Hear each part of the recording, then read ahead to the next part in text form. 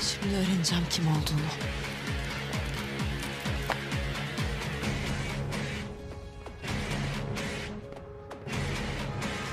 Nereye kayboldu bu herif?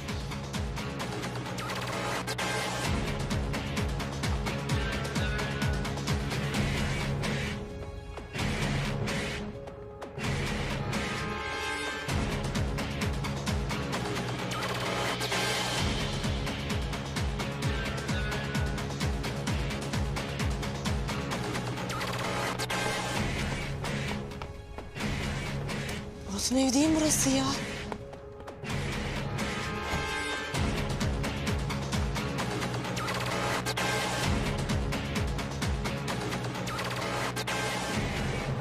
Hicabi ile Murat'ın evi değil mi burası? Kertenkelenin burada ne işi var? Yılmaz'ın burada ne işi var?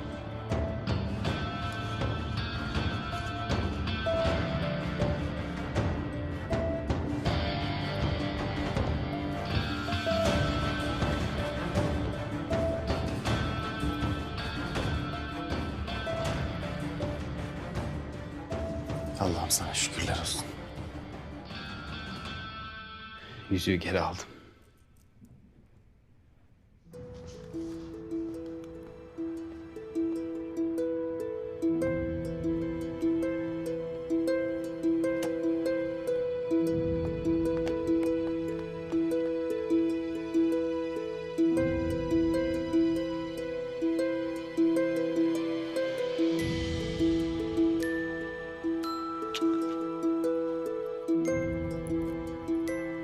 Söz veriyorum bir tanem. Söz veriyorum bir daha bu yüzüğü kaybetmeyeceğim.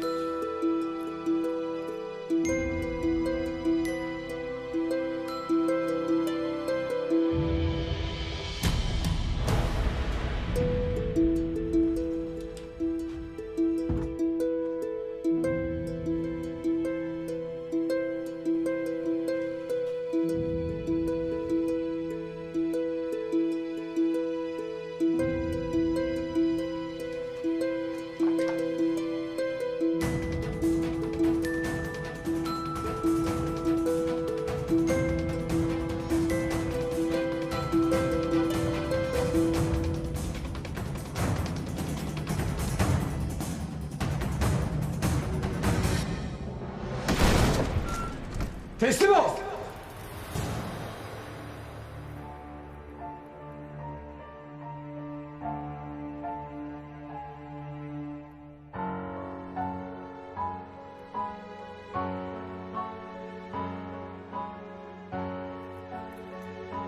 Murat.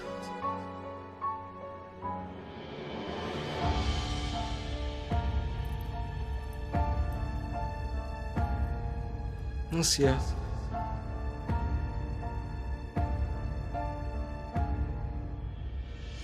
Yoksa...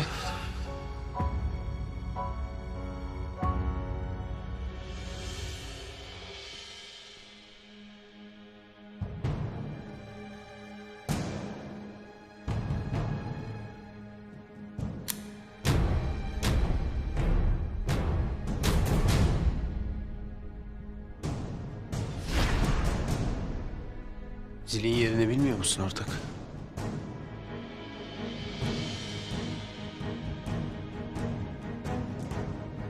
O yüzük sende ne arıyor lan? Niye Zeynep Hanım'dan çaldın o yüzüğü? Anlamadım. Ne demek istiyorsun? Neden bahsettiğimi gayet iyi biliyorsun Murat. O yüzüğü Zeynep Hanım'dan çaldın. Her şeyi gördüm. Buraya kaçtın. Seni buraya kadar takip ettim. Kertenkele de o yüzüğün peşindeydi.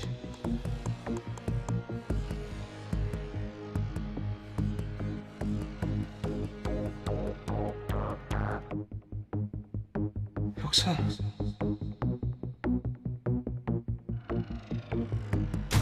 Yoksa sen kertenkele misin?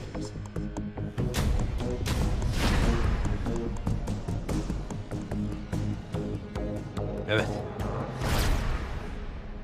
Kertenkele benim.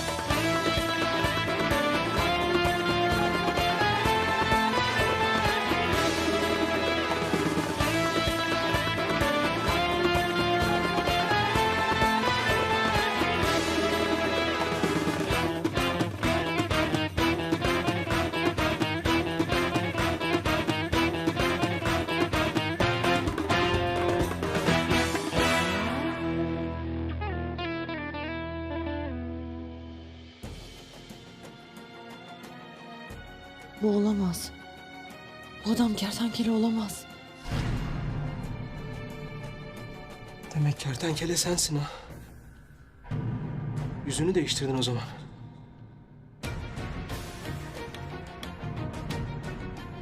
Nasıl? Yakışmış mı?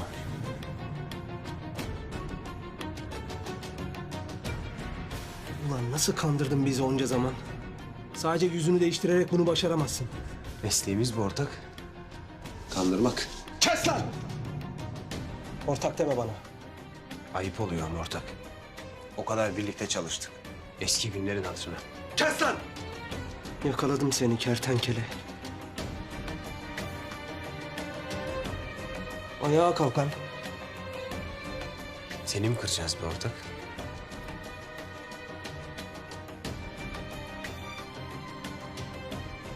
Yüzüğü bırak.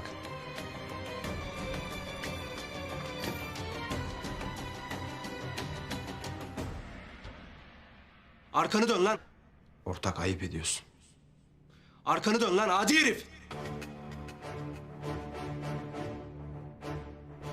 Ne yapacağım ben şimdi? Onu alıp götürecek. Seni mi kıracağız be ortak? Ortak deme lan bana. Dön arkanı. Bana ortak deme.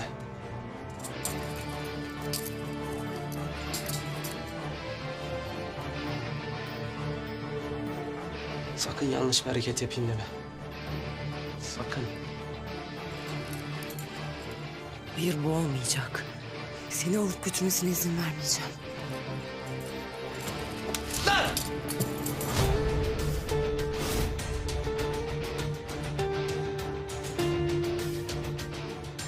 Kımıldama burnunu! Sakin ol ortak. Ne ortağı lan? Demin adi herif demiyor muydu? Kişisel algılıyorsun ya ben. Ben lafın gelişi söylemiştim bir kere. Kes lan! Ortak ne yapıyorsun? Kertenkele olduğumu öğren. Beni de şifre et. Ölmen lazım. Sana yemin ediyorum. Vallahi de billahi de kertenkele olduğunu hiç kimseye söylemeyeceğim. Artık kim olduğumu biliyorsun. Ölmen lazım! Ya hayır yapma! Öldüreceğim! Vuracağım seni! Vuracağım! Hayır, dur yapma. Vuracağım! Bak!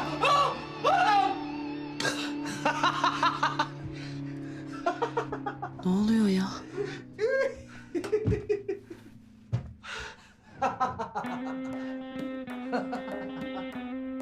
Kertenkeleymiş. Ne oluyor lan? Al lan silahını. Asla.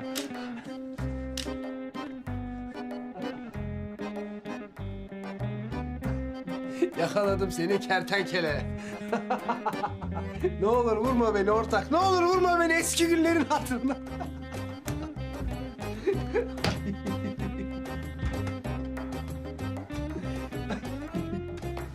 Ulan adi herif. Benle kafa buluyorsun ha. Sen kertenkele falan değilsin değil mi çakal? Ne demek kertenkele değil? Nasıl korktun ama ortak? Gel tansiyonun düştü. Gel otur gel. Korktum tabii. Öküz. Öldürecektin lan beni. Oğlum harbiden seni kertenkele zannettim. Lan vuruyordun la beni. Adi herif. Oyun oynamış. Kertenkele diyor hala ya. Nasıl? Olmuş değil mi ortak? He? Kes lan alçak herif. Ya bir de gülüyorsun ha. Ya sen beni güldürdün ya Yılmaz. Allah da seni güldürsün ha. Şu uyuz kızın yüzüğünü aldık diye bizi kertenkele de yaptı. Öldüreceğim lan seni. Nasıl dalga geçersin? Bir de utanmadan gülüyor.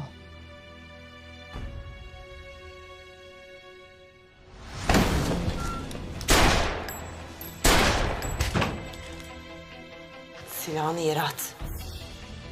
Zeynep Hanım. Silahını yere at dedim. Tamam. Geberteceğim seni aşağılık herif. Sen nasıl kertenkeleyim deyip kafa bulursun. Zeynep Hanım. Sakin olun lütfen. Yılmaz Bey siz karışmayın. Tamam. Bu benimle onun arasında. Bunu yapmayacaktın. Seni affetmeyeceğim. Ne oluyor ortak? Ne diyor bu kız? Ben ne yapmışım ya? Bir yüzük için mi ya? Kertenkelenin hatırasına saygısızlık ettin. Kertenkele senin için neden bu kadar önemli? Bunu öğrenmeye zamanın olmayacak. Dur yapma dur. Hayır.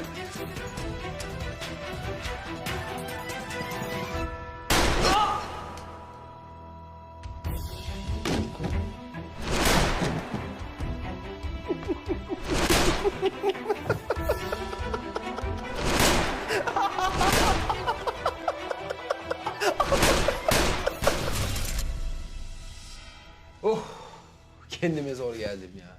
Pis tırsık. Oğlum o zaman sen bu yüzüğü niye kızdan alıyorsun? Ya seni vursaydım? O zaman görürdün makarayı. Cenazende hep beraber gülerdik. Bunu sana anlatamam ortak. Ne demek anlatamam ya? Biz ortak değil miyiz oğlum? Gizli bir görev ortak. Söyleyemem. Gizli bir görev mi?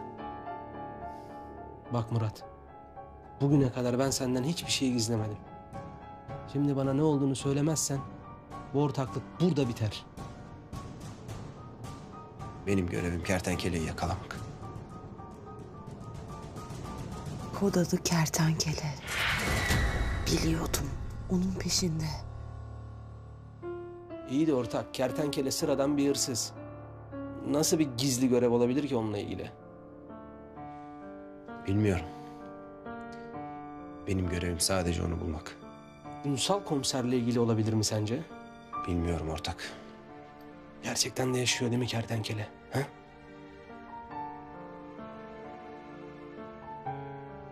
Yaşadığını düşünüyoruz. Biliyordum lan.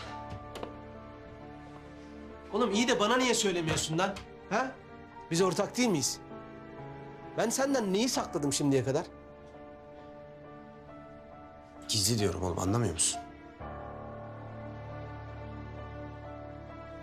İşte bu yüzüğü kullanarak ona ulaşmaya çalışıyorum. Bu yüzüğü aldığımı kimseye söyleme. Özellikle de Zeynep'e. Bırakır mıyım ben o yüzüğü sana? O yüzük benim. Tamam. Söylemem. Sen de kusura bakma bu yanlış anlaşılma için. Yok ortak, ne kusuru ya?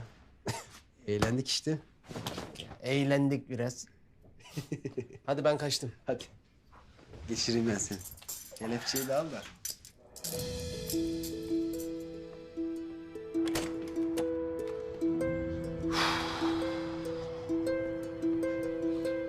Hadi.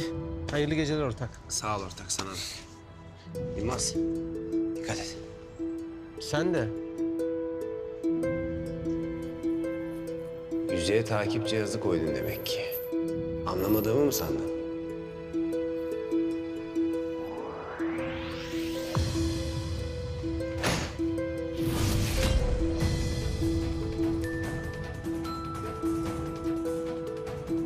Yüzüğümü senden alacağım.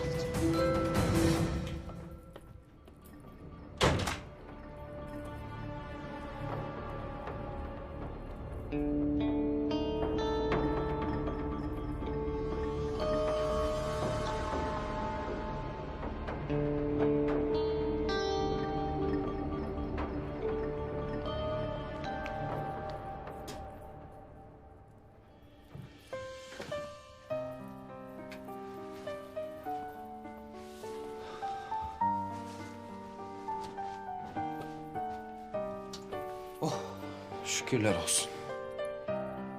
Kavuştum yüzeye.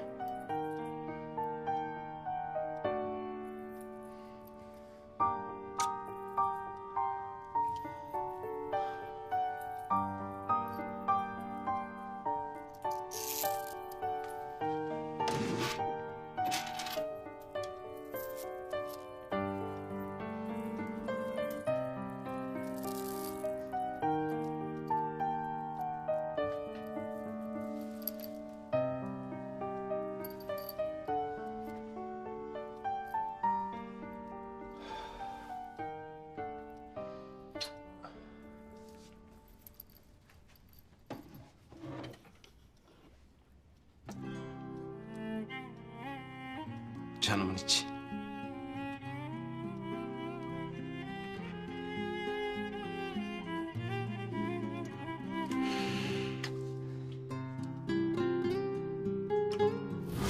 Dur. Gitme ne olur.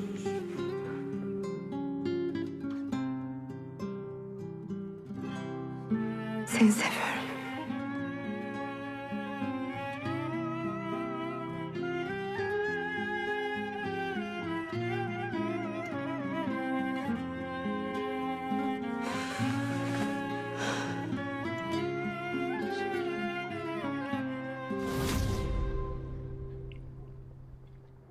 Seni asla yalnız bırakmayacağım bir tanem.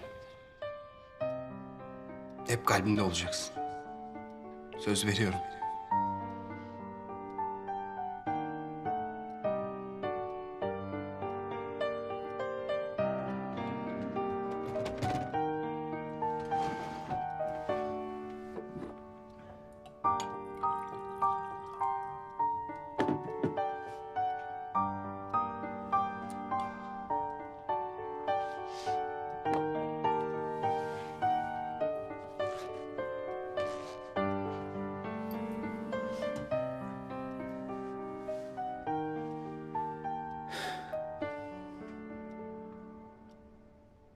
Ulan Hicabi, sen benimle dalga mı geçiyorsun? Ha? Minareye çıkıp da Meryem'i seviyorum diye bana bağırmadın mı? Ah Beyci abi. Senin işin hakikaten zor ya. Allah kolaylık versin. Ya ben öyle bir şey demedim baba. Dedin lan nasıl demedin ulan? Bağırmadın mı sen bağırdın ulan? Sabri Efendi, Sami Efendi. Bağırma, gecenin bir vakti herkes uyuyor da. Ben bağırmıyorum da. Bağırmıyorum. Ulan ben bağırmayayım da kim bağırsın? Ya ama böyle olmaz ki ya. Her gece her gece. Olmaz ki böyle. Ya sabır ya selamet ya. Bıktım ya. Vallahi bıktım ya.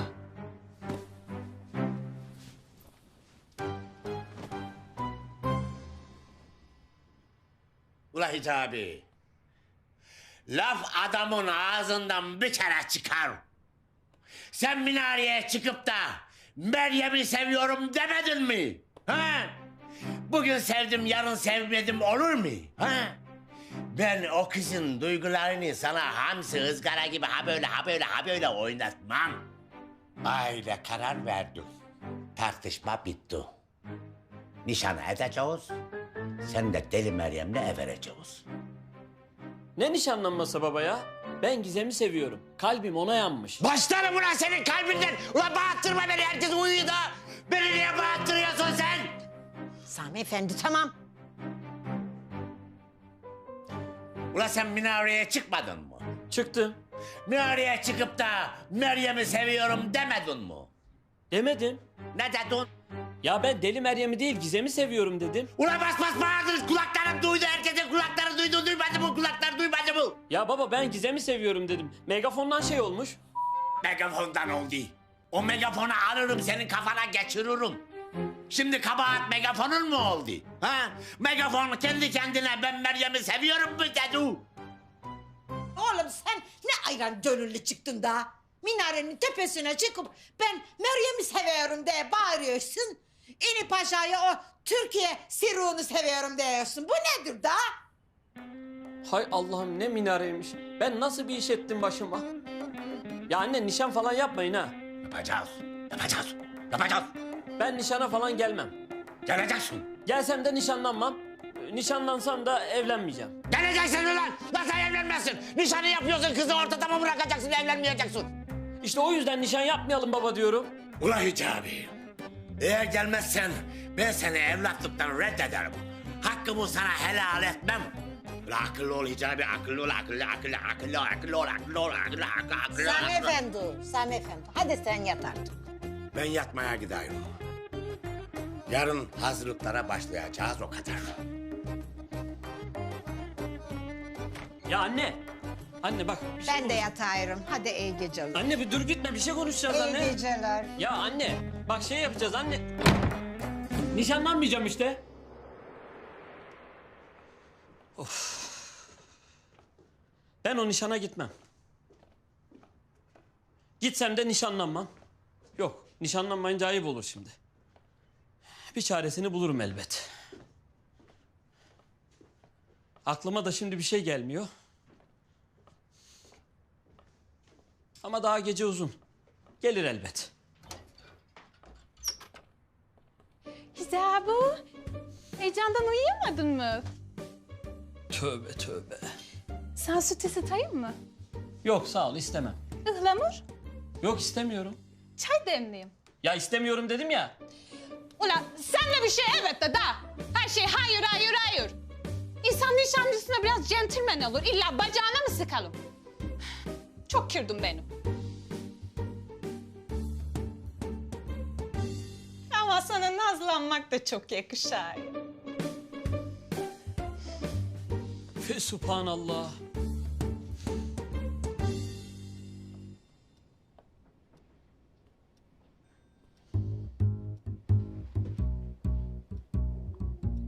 Şeytan diyor şunun ağzını burnunu kır. Ama yüzüğü almam lazım.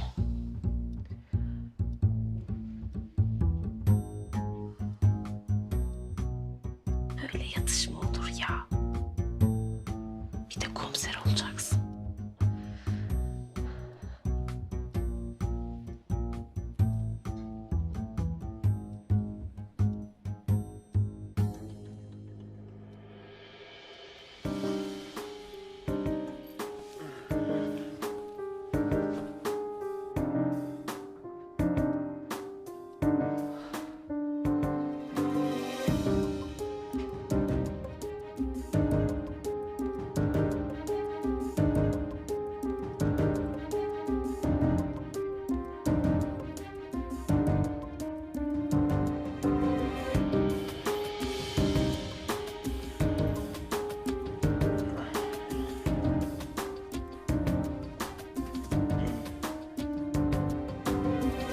Ay Melis yeter beynim döndü artık otur. Ben dayanamayacağım. Bir daha arıyorum. Ara tabii.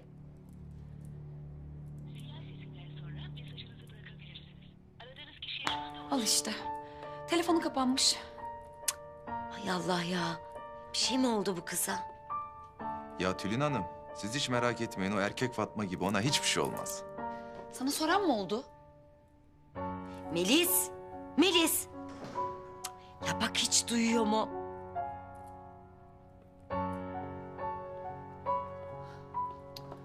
Ne oldu? Bir şey mi oldu?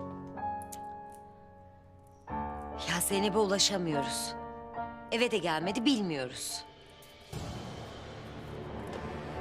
Şuna bak ya. Yastığa oyuncak ayı gibi sarılmış.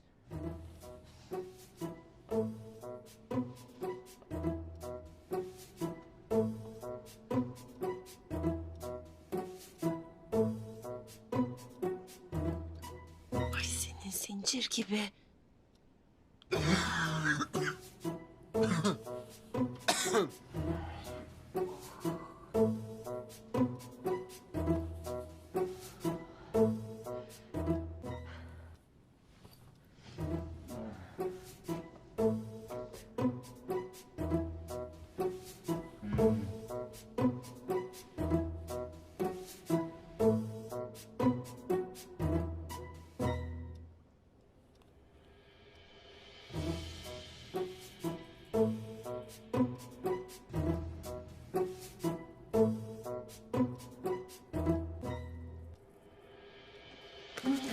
Kimsin sen? Kim o? Kimsin kızım sen? Lan!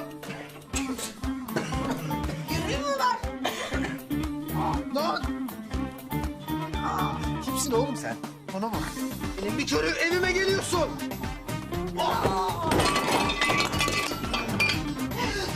Ay destur.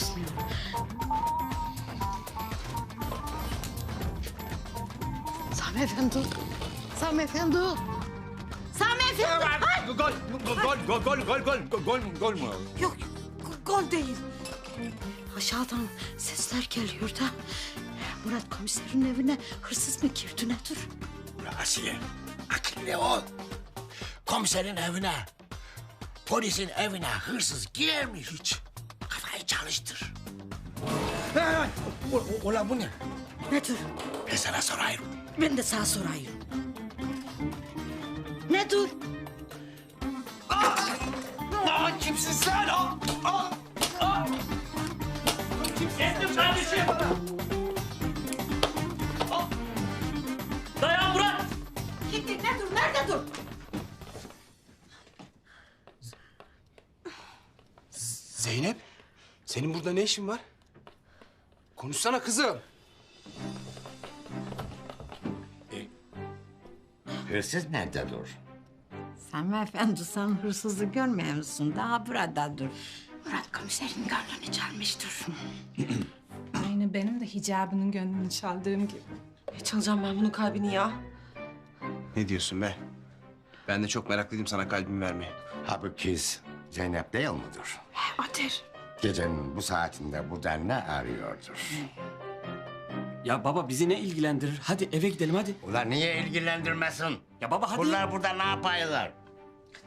Kızım, gecenin bir yarısı sen burada ne yaparsın bakayım? Hı? Şimdi ben size açıklayayım niye burada olduğumu. Şöyle ki... yardım etsene lütfen. Yardım et. Ne yardım edeceğim sana ya? Gecenin körü gelmişsin evime. Tepeme çıkmışsın bir de yardım istiyorsun. Bak bu kabak ikimize de patlayacak. Beni ilgilendirmez ne halin varsa gör. Bir şey söyle. Ne söyleyeceğim ya? Cık, Allah Allah. Kafamı da toplayamıyorum ki. Şimdi şöyle bir şey oldu. Ben Süren doldu. Hı, doldu. Bak açıklayamadın. Ne oldu? sen de yanacaksın benimle. Soracağım ben sana. Hani ortalık niye dağınık? Ne yaptınız? Oynama, kavga mı ettiniz? Boğuştunuz mu? Ne oldu? Ha? İzah edemedin. Oynama. Oynama. Sami Efendi uzaya girme. Utandırma çocukları da. Ne girmeyeceğim? Kız oğlanın en özeline girmiş, baş köşede duruyor. Ben niye girmeyeceğim? Komiserim, yani sana hiç yakıştıramadım. Senin bu kızla evlenme şart oldu. Bu işi ancak evlilik patlar. Böyle iyiyim ben. Düşünmüyorum ben evlilik falan. Düşünmüyorum Sami Bey. Ben çok istiyordum çünkü. Senin isteyip istememenle alakası yok. Bunu istemiyorum Sami Bey. Yok düşünmüyorum ben Sami Bey. Düşünmüyorum evlenmeyi falan düşünmüyorum. Hiçbir şey düşünmüyorum. İyiyim ben böyle. Ya düşüneyim. Hayır istemiyorum ya. Düşünün dedim. Gecenin körü düştüğümüz hallere bak. Senin yüzünden hep. Hep senin yüzünden. Ben sana bana yardım et dedim sustun orada. Bak kabak ikimizin de başına patladı. Ya ne yardım edeceğim sana Zeynep? Görmüyor musun halimizi? Görmüyor musun? Bütün komşular bizi yatağın üstünde yakaladı işte. Bu kadar açıklaması yok. Susmuş. Şimdi Azmi'ye de telefon açayım. Hemen gelsin. Ya aman lütfen aramayın. Burada kapatalım bu konuyu. Çok uzadı bakın. Onu baştan düşünecektim. Ben Azmi'ye telefon açacağım. Yok Azmi Bey'le falan uğraşacak halde değilim ben şu anda. Aramayın Azmi Bey falan Sami Bey. Azmi'ye telefon açacağım. Gelsin buraya sıcağı sıcağına her şeyi temizleyelim. Baba hadi ne araması? Hadi baba hadi. Hadi. Alo Hadi Azmi. kızlar, hadi Ne kızlar, yapayım? hadi.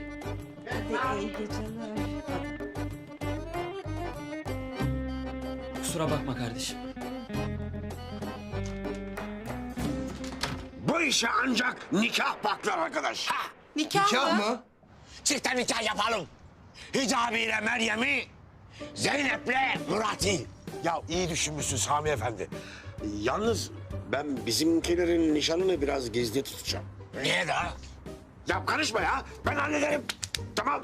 Hallet. Deli mi ne ya? Ya Zeynep Hanım, Murat'ın odasında ne işiniz var? Hadi odasını geçtim ya. Yatak odasında ne işiniz var? Ya Yılmaz Bey göründüğü gibi değil. Ya daha ne göründüğü gibi değil. Daha ne göreceğiz? Anlamıyorsunuz. Neyi anlamıyorum Zeynep Hanım? Bu uyuz komiser benim yüzüğümü çaldı. Bunu nereden biliyorsunuz? Ya gözü hep benim kuzenimin yüzüğünün üstündeydi. Ben onun benden çaldığını geri almak istedim. Ya onun aldığını nereden biliyorsunuz? Yüzük onda Yılmaz Bey. Lütfen gidip ondan yüzüğümü geri alın. Ya biz bu kıza bayağı etkilemişiz ha. Çoktan gönlünü kaptırmış bana. Tabii kıza yüz vermeyince de gurur yaptı. Gelip boğmaya çalıştı manyak. Bırak. Bu işi ancak bir izdivaç temizler. Hemen hazırlıklar başlasın. Zeynep kızım, nereye gidiyoruz? Hadi. Hadi bakayım. Hadi. Düş. Gel lan sen de düş önüme. Hadi. Hadi kız, hadi. Hadi uğraşamam seninle, hadi. Uşağım, hayırlı uğurlu olsun. Allah bir yastıkta kocasın. Şimdi Azmi Hoca var ya, her şeyi halledecek, hiç sen kafaya takma. Aman Allah göstermesin Sami amca. Yok. Hayırlı geceler, hayırlı geceler Hicabi. Duydun değil mi? Çifte nişan yapacaklarmış. Duydum. Ben nişanlanmam ha. Ben zaten nişanlanmam. Benim kalbim yanmış bir kere. Aman. Nişanlanma yok. Tamam. Sen şimdi içeri geç bağla onları. Tamam ben konuşayım. Sen de Ayaz'da kalma. Hadi hayırlı geceler. Geçeceğim. Hadi hayırlı geceler. Ya bu dünyada bir tek sen kalsan ben gene seni almayacağım bilesin.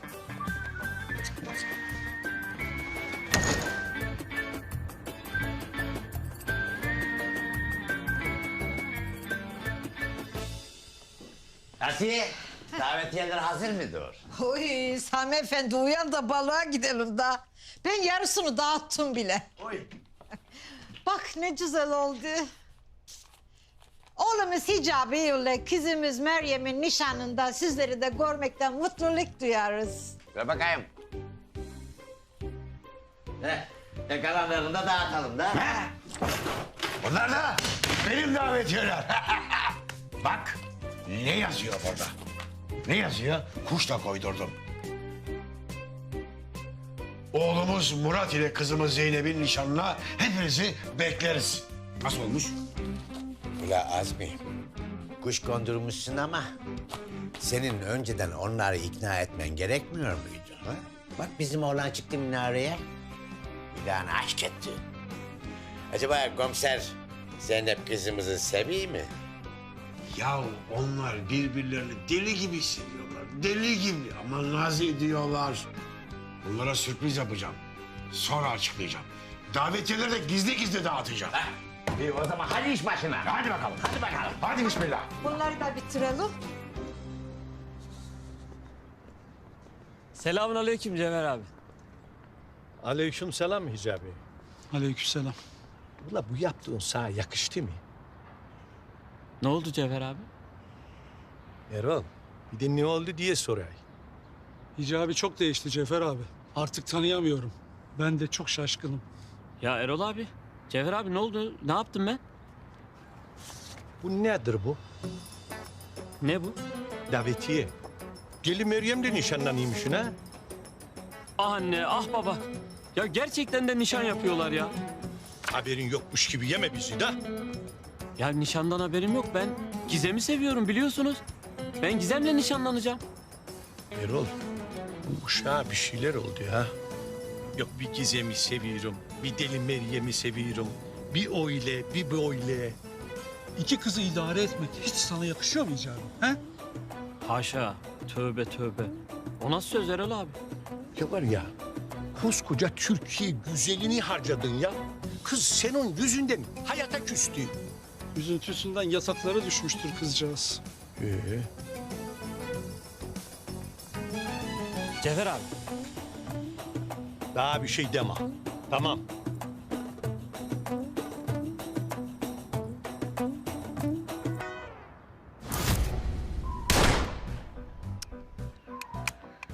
Vuracağım seni deli Meryem. Bekle sen, vuracağım seni.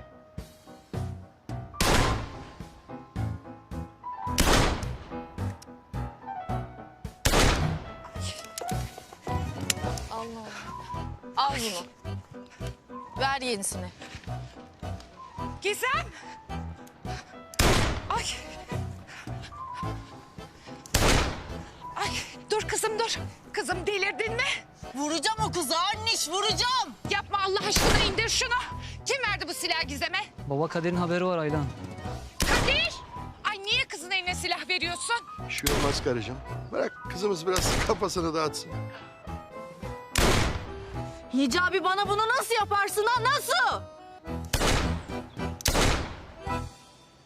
Allah Allah. Ay yapma kızım vallahi vuracaksın kendini. Bozuk mu baba? Sen dikkatli ol kızım. Ya hedefi falan vuramıyor ki, bozuk mu? Allah Allah. Ama vuramıyorum ki, başkası var baba. Ay Kadir. Kaçın, kaçın, Kızım ne yaptın? Ay kaç. Anne. Hepimizi öldürecek. Baba ya nereye gidiyorsunuz? Ulan bu sakar kıza kim verdi bu silahı be? Sen dedin patron. Kadir! Kızım, o silahı hemen yere koy. Ya hepimizi öldüreceksin be. Kadir! Bak müezzin yüzünden ne hale geldi kızımız görmüyor musun? Hayır anne. Hicabim suçsuz, tamam mı? Masum o. O deli Meryem denen yer elması var ya. O kadını hicabimi elimden almaya çalışıyor. Hep o kadının yüzünden. Ya o kadın benim hicabimin hakkını çeliyor, anlamıyor musunuz? Öldüreceğim ama o kadını. O kadını öldüreceğim. Öldüreceğim onu. Ay koşsana. Ulan koşun be cikletler.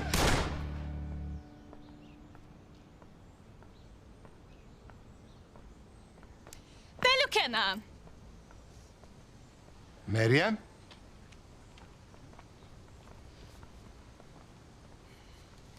Seni de bekleriz. Ne bu? Aç da kendin bak.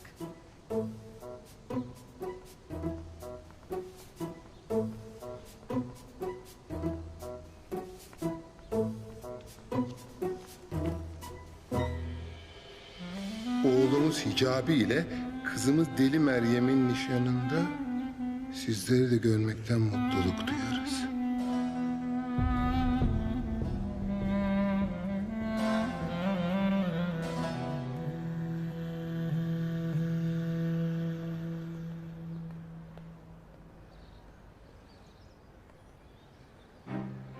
Vay alçak. Zinciri değiştirmiş.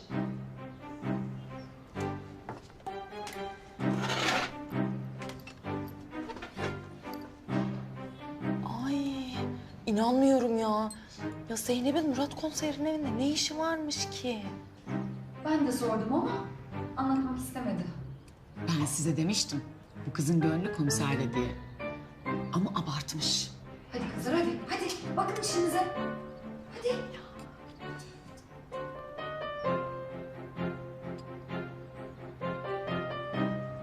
Adamın evine girmiş bu. Sami Bey de bunları yakalamış. Hadi ya. Yakında evlilik var desene. Resmen adımız çıktı ya. Bu kız yine saçma sapan bir şey yapmadan onunla konuşmalıyım. Pardon bir bakabilir misiniz? Lütfen gelir misin?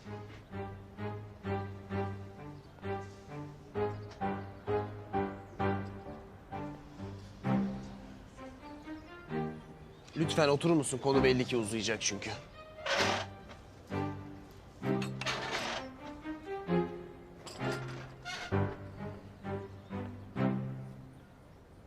kıza yüz vermedik diye hata yapıyor. En iyisi nazik bir şekilde durumu anlatayım. Hanımefendi, biliyorsunuz ki dün gece oldukça nahoş bir olay yaşandı. İzinsiz odama girdiniz ve beni boğmaya çalıştınız. Bakın, burada da izi var. Sizi de hoşgörüyle karşılıyorum. Tabii ki cazibeme dayanamadınız. Ve karşılık bulamayınca da beni boğmaya çalıştınız. Bu ilk kez başıma gelmiyor. Kadınlar bana genelde hasta olurlar. Ve karşılık bulamayınca da çılgına dönerler. Ukala. Bakın sizi kırmak istemem. Fakat benim size karşı en ufak bir ilgim yok. Yanlış anlamayın, çok güzel bir kızsınız.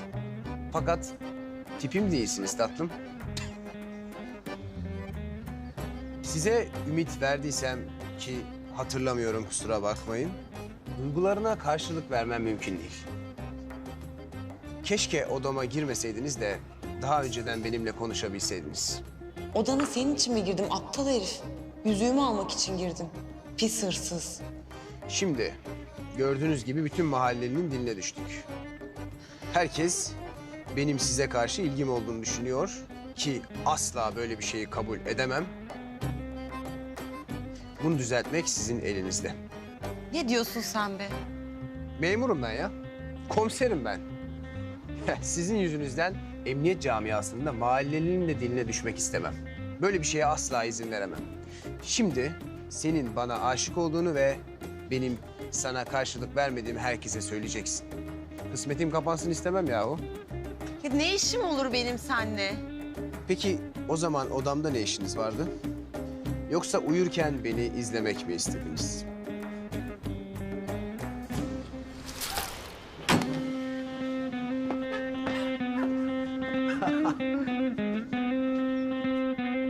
Yüzüğümü senden alacağım.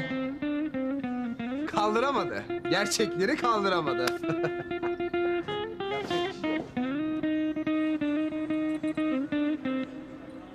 Oğlum yazık lan Kenan abiye. Vallahi. Ne?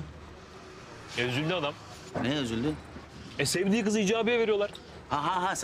Sen onu diyorsun. Ama Hicabi de ne dingildek bir adam çıktı be kardeşim. Son düzlüğe kadar gizem diye koşacaksın. Hop bir o dönüşü deli meyrem. Çok ayıp etti, çok. Hiç yakıştıramadım. Aynen. O çok ayıp etti ama sen ayıp etmedin öyle mi? Ben ne yaptım lan? Kenan abinin eski bir manita vardı. Adı Banu. Sen ona yazmadın mı? Yürümedin mi sen o kıza ha?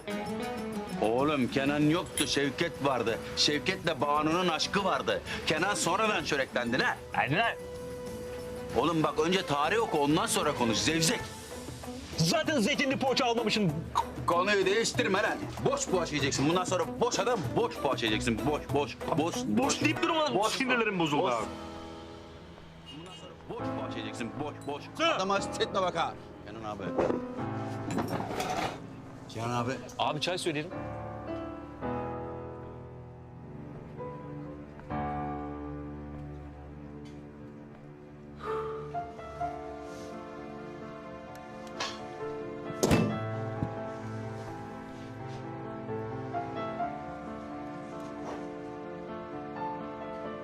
Beni sevmeyeceksen yaşamanın ne anlamı var be deli Meryem?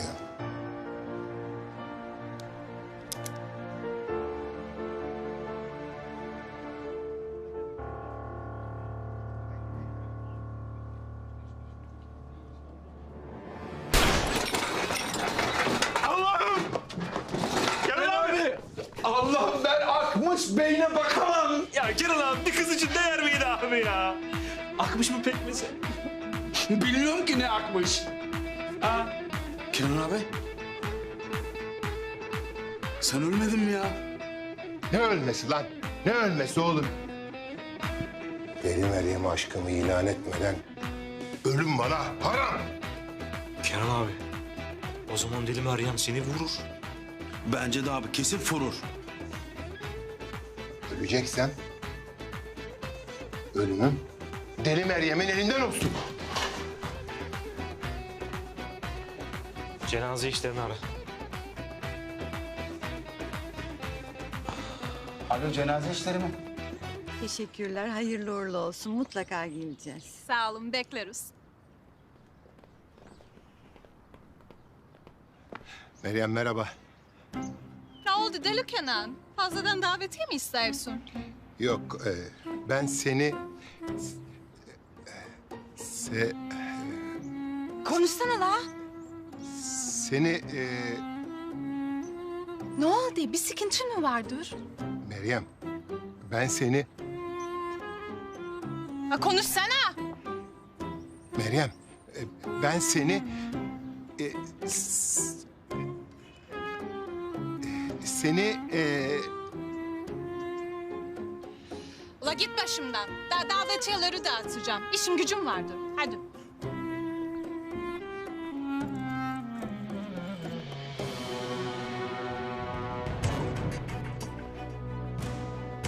Bittin kızım sen. Hicabimi sana yar etmeyeceğim.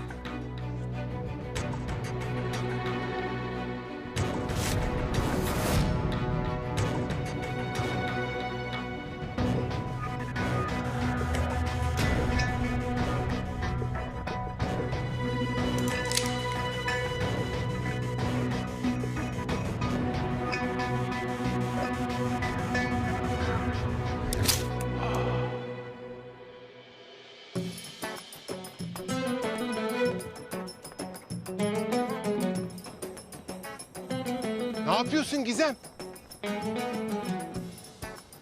Allah kahretsin ya. Kurşunum bitmiş. Kenan abi, sende fazla kurşun var mı? Ya delirdin mi? Ne yapıyorsun? Kenan abi, o kadını öldürmem lazım. Hicabimi elimden aldı ya. Dur saçmalama ya.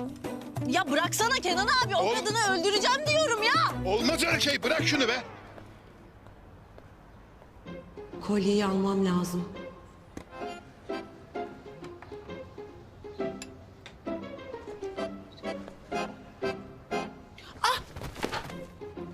Ya ne oluyor ya?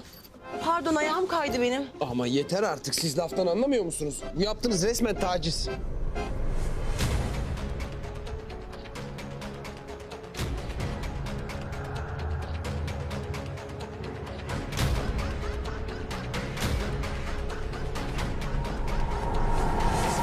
Lan! Ben sana bu kızdan uzak duracaksın demedim mi? Ben bu kızdan hoşlanıyorum demedim mi lan? Ne oluyor ortak ya? Oğlum ben bu kızı seviyorum lan. Ne oluyor ortak ya? Konuşuyoruz biz de. Köpek gibi seviyorum lan ben bu kızı. Köpek gibi. Saçmalama Yılmaz. Oğlum bak ben bu kız için var ya adam öldürürüm adam. Ne diyorsun lan sen? Oğlum öldürürüm lan seni. Kimi öldürüyorsun lan sen?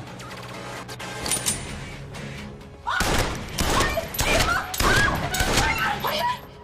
Ne yaptın sen? Hayır! Hayır! Ne yaptın sen? Yılmaz Bey. Yılmaz Bey. Zeynep Hanım. Hoş geldiniz. Hoş bulduk. Ben bir içeri geçeyim. Ha bir zahmet git. Ortak hoş geldin. Gel bir çay ısmarlayayım sana. Otur. Otur otur. Ne oluyor oğlum sana? Bence bu iki adamın da sende gönlü var. Acaba sen hangisinden hoşlanıyorsun? İkisiyle de ilgilenmiyorum. Bence Murat komiserden hoşlanıyorsun. Yoksa niye evine gidesin ki? Oğlum bak seni uyarıyorum, bu kızdan uzak dur. Ne diyorsun ortak sen? Ben sana demedim mi ben bu kızdan hoşlanıyorum diye? Ne zaman sırtımı dönsem kızın yanındasın ya. Ya kız bana yazıyorsa ben ne yapayım? Sürekli dibimde kız. Ne yapayım? Bak seni uyarıyorum Murat. Beni üzme. Ya ortak ben seni niye üzeyim? Zeynep'i de üzme. Kıza yüzüğü geri ver. Kuzeninin yüzüğü çalındı diye çok üzülüyor. Ya bak o olmaz işte. Kertenkele yakalamam için yüzüğe ihtiyacım var. Veremem kusura bakma. Vallahi sen kertenkelenin mi peşindesin, başka bir şeyin mi peşindesin? Yakında anlayacağız Murat komiser. Yakında anlayacağız.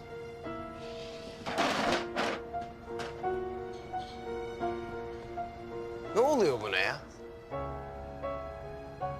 Yoksa hala benden mi şüpheleniyor? Ah deli Meryem. Hicabimi ben sana verir miyim hiç ya?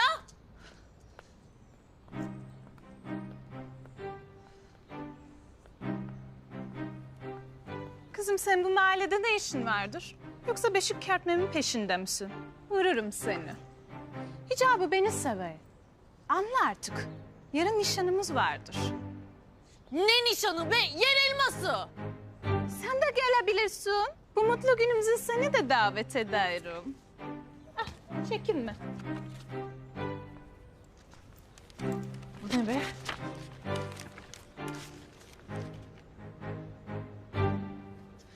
Hicabi!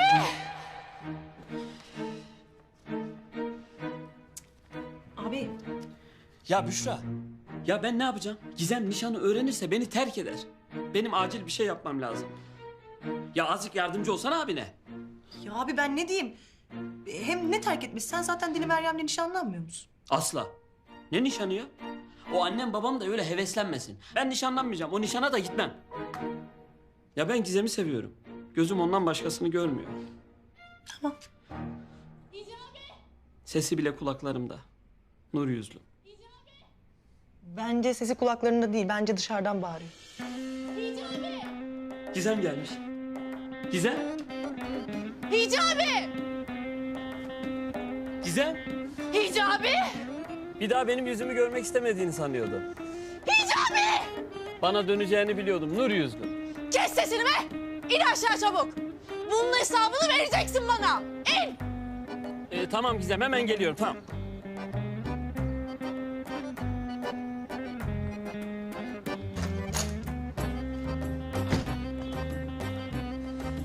Bu ne Hicabi?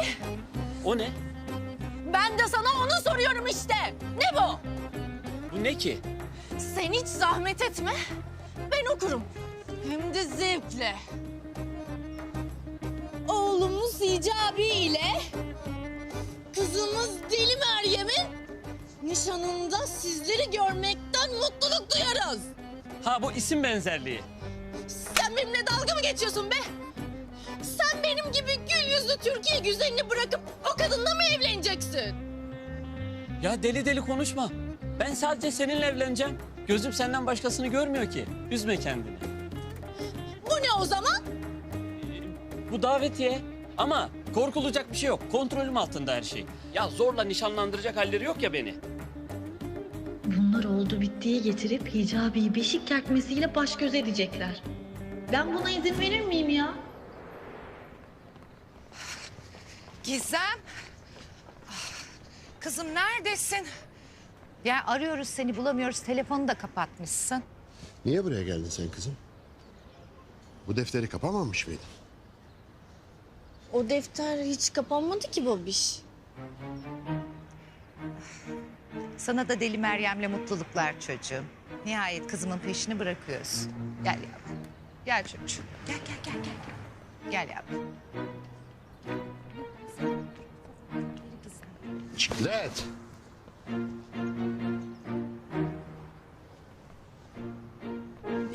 Ne? Sakın çaktırmayın.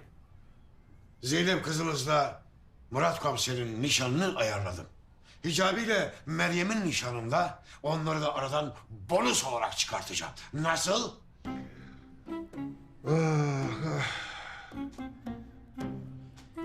Hayırdır Kenan? Hı? Bir sıkıntı mı vardır? Ah ah. Şuram acıyor şuram. Aşk acısı çekiyorum ya. Oy, ulan kime aşık oldun sen? Neyse beyler sakın belli etmeyin ha sakın. Onlara sürpriz yapacağım. Murat'la Zeynep kızıma büyük bir sürpriz yapacağım. Mahallemizin kızlarına yan gözle bakmayacaksınız. Bakanın da iki gözünü birden oyacaksınız. Tamam usta. Usta bir soru sorabilir miyim? Sor bakayım Tosun'um. Usta mahallemizin kızlarına yan gözle bakanın kaç tane kaburgasını kırabilir? Hepsini birden.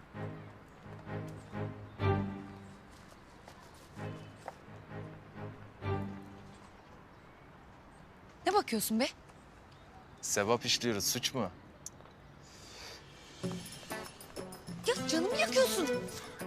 Ya Melis'ciğim, senin şu kuzenin olacak Zeynep var ya, Murat denen zibidinin odasına girmiş. Zibidi dedik boş durur mu? Bütün mahalleye yaymış. Herkesin dilinde. Sana ne bundan? Bak şimdi Melis'ciğim, hani kazayla sen benim odama bir girsen. Hani diyorum kazayla şöyle bir öpücük kondursan yanağıma. Ben var ya onu hayatım boyunca içimde tutarım. Bir sen bir ben biliriz. İşte böyle delikanlı adam. Hadi oradan be. Sen hayal kurmaya devam et.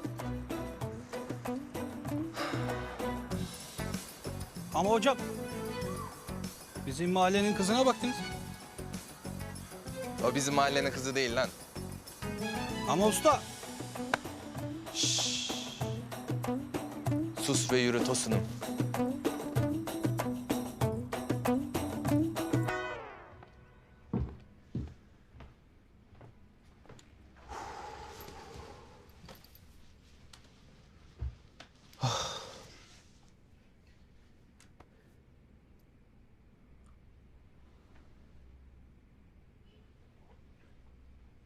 Ya ben bu kıza kendimi ne ara aşık ettim anlamadım ki ya.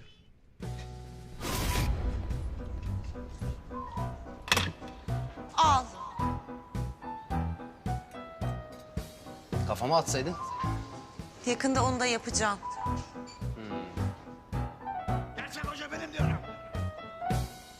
Evlendireceğim onları. Evlendireceğim.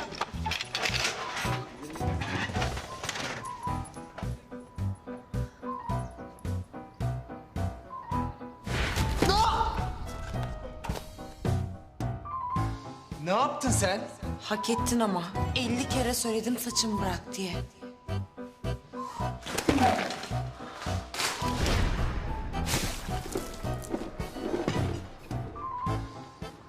Kızım sen manyak mısın? Kaşındın. Kaşındın. Kaşındın. Kaşındın ben. Al sana. Al sana. Heh. Ne yapıyorsun sen? Ay Yılmaz.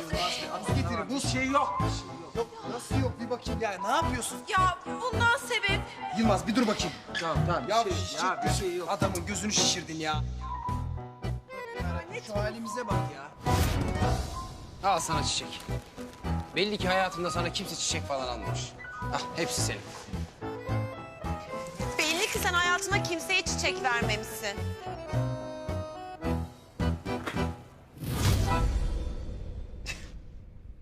Deli kız.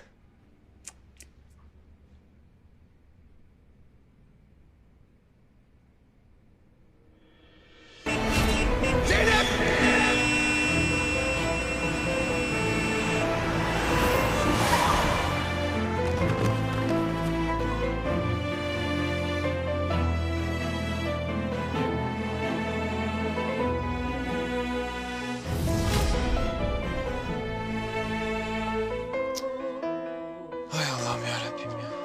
Ben niye bu kızı düşünüyorum ki şimdi? Yoksa ona karşı bir şeyler mi hissediyorum? Yok. Ben Zehra'mı seviyorum. Ona ihanet edemem. Çok daraldım ya. Çıkıp hava alayım.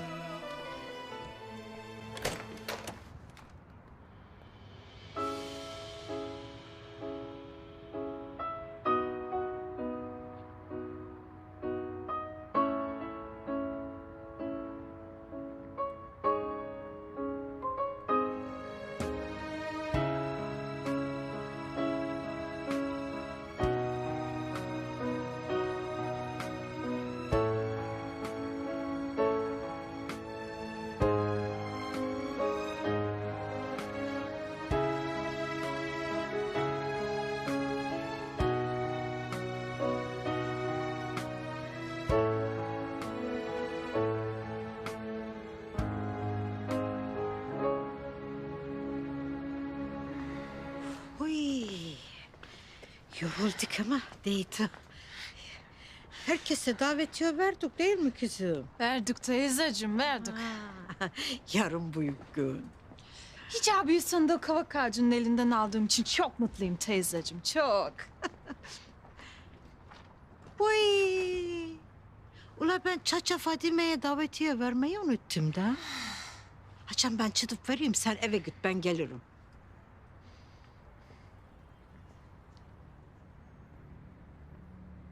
Anladınız değil mi? Şimdi bu kızı kaçıracaksınız. Bayıltacaksınız. Sonra da Trabzon'a iadesiz paketleyeceksiniz. Anlaşıldı Gizem Hanım.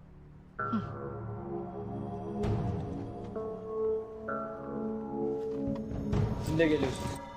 Ulan ne oluyor? Kimin adamısınız siz?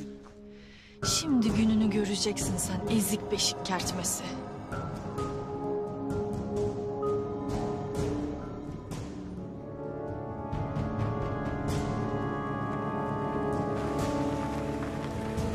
Ulan Meryem'i kaçırıyorlar. Üzerimden çek silahını.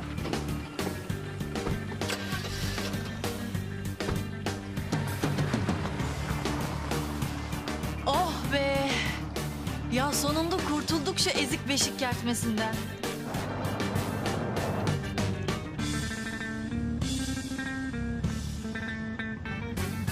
Benim sevdiğim kadını kaçırırsınız ha. Bittiniz oğlum siz lan. Bittiniz.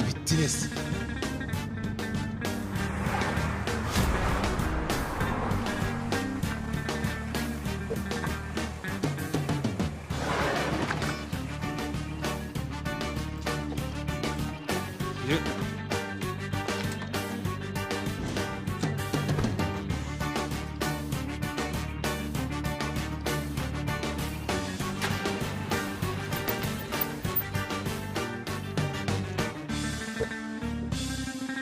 Yettim deli Meryem.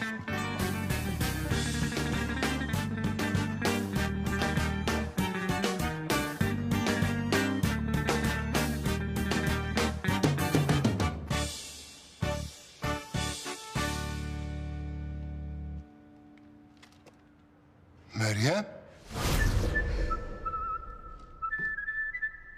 La siz kimi kaçırdığınızı sanıyorsunuz? Bana Deli Meryem derler. Beni kimse kaçıramaz. Ben kaçırırım, ben. Konuşun ulan, kim yolladı sizi?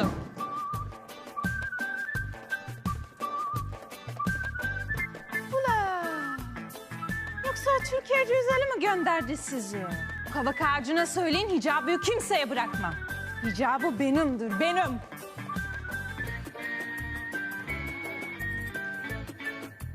La Deli Kenan. Senin ne işin vardır burada? Ya senin kaçırıldığını gördüm. Kurtarmaya geldim ama. Hadi ulan, sen kimsin beni kurtaracaksın?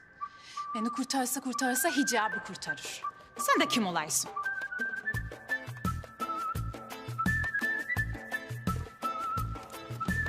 Neyse. Madem geldin temizle bunları. Sahiplerine gönderirsin. Ben uğraşamam. Gidiyorum. Hadi.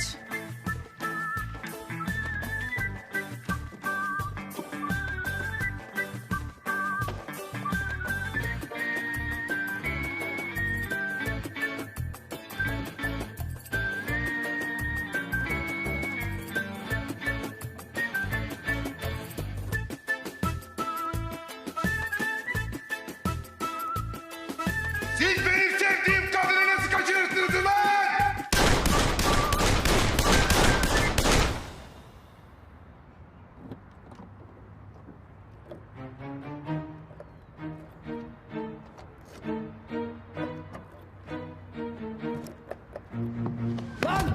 Murat komiser. Ulan tilki. Ulan tilki ben de seni arıyordum. Komiserim beni içeri atmayın ne olur biliyorsunuz yeni çıktım içeriden. Dediklerimi yaparsan düşünebiliriz. Bence Zehra Şanlı'nın mezarına giden ve Zeynep'in odasına giren adam kertenkele. Ama yüzüğün sende olduğunu bilmiyor tabii. Ne yapayım Yılmaz? İlan mı vereyim yüzük bende diye? İsteyen gelir alır. Adres belli. Buraya gelecek yani. Gelsin. Sen buradasın. Evet. Ben buradayım. Zeynep'i de korurum. Bir daha o çakalın Zeynep'i korkutmasına da izin vermeyeceğim. Ulan ne istedi ki benden bu komiser? Ne yapacağım ben şimdi? Uf, kafam karıştı ya. Aşkım tam dediğim gibi. Yarın ilk işimiz oraya gitmek olacak. Tamam.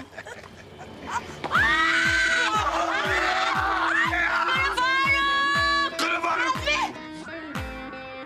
Sana buraya gelecek demedim mi? Faruk! Kara Faruk!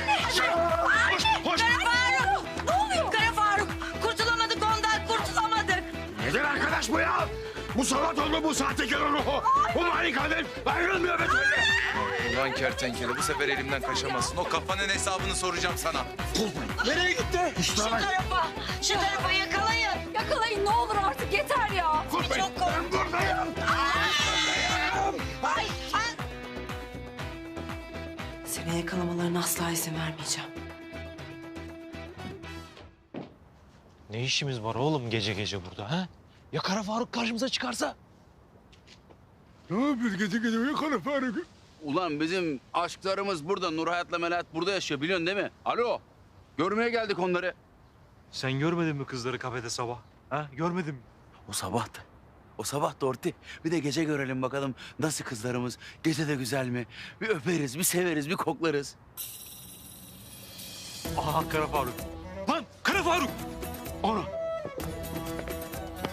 Bu manyak niye peşimden koşuyor benim? Kardeşim işte Kara Faruk orada. Lan o yanındaki Şevket değil mi? Suç ortağı arkadaşı da yanında. Allah Şevket. Bir kere de karşıma çıkma be. Ha kardeşim, kardeşim merak etme. Polisin seni yakalamasına izin vermeyeceğim tamam mı? Ya sen kimsin be? Bırak peşimi. Ulan sadece 2 sene görüşmedik. Hani bak sen kimsin? Kardeşim ben Şevket. Ya Şevket kim ya? Gitsene başımdan bir adam. Ulan yakışıyor mu koskoca kertenkeleye lan? Ha? Yakışıyor mu? Kertenkele kim ya? Ben tilkiyim, tilki. Tilki mi? Yenisi mi oldun? Vay ulan kertenkelenin neyi vardı? Markaydı. Ne tilkisi saçmalama. Lan oğlum bıraksana peşimi. Kardeşim bak. Lan geri zekalı Şevket. Adamı yakalatıp planı mahvedeceksin. Kardeşim. Kardeşim. Lan bırak bela mısın bırak. Kardeşim. Ya oğlum bırak. Kardeşim. Ya bela mısın sen bırak beni. Gel. Takip et beni gel. Kardeşim sen buradan kırma. Ben onları oyalarım.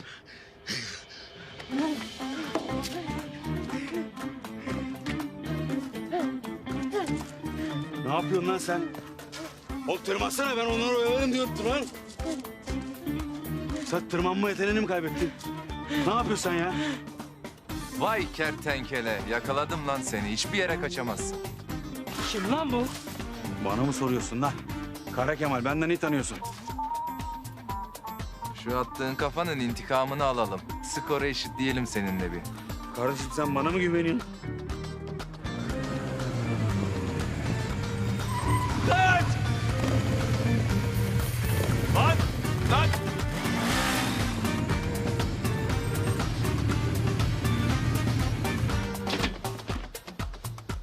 Maskeni çıkar.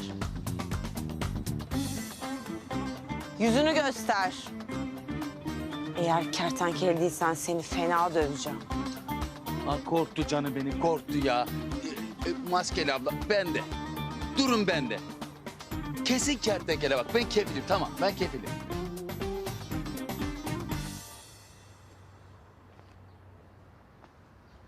Seviyorum ulan seni deli Meryem. Seviyorum be. Ha? Seviyorum. Hicabiye yar etmeyeceğim seni ya.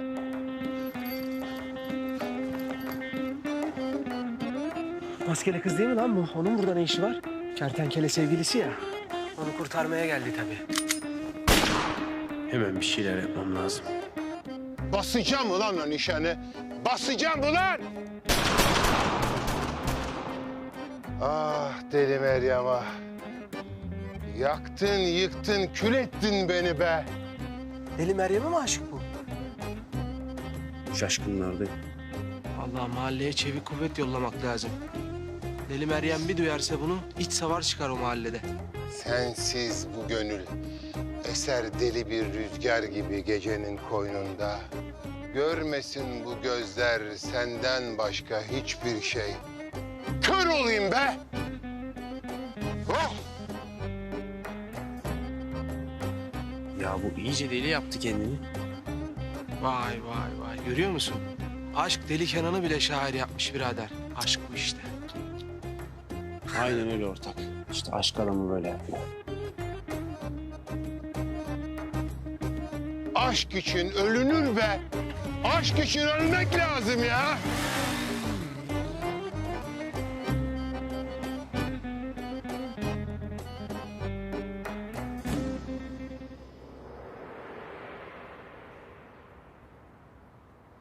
Komiserlerim, nasılsınız?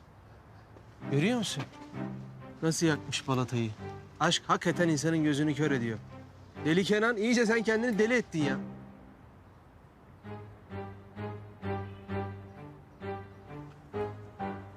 Oğlum, kaçırdık ya adamları. Ulan gözümüzün önünden adamları kaçırdık be. Vallahi gitmişler. Kim? Kim nereye kaçmış be? He? Ya Kenan abi bir dur ya. Senin yüzünden adamları kaçırdık. Nerede lan bu adamlar? Kaçtılar.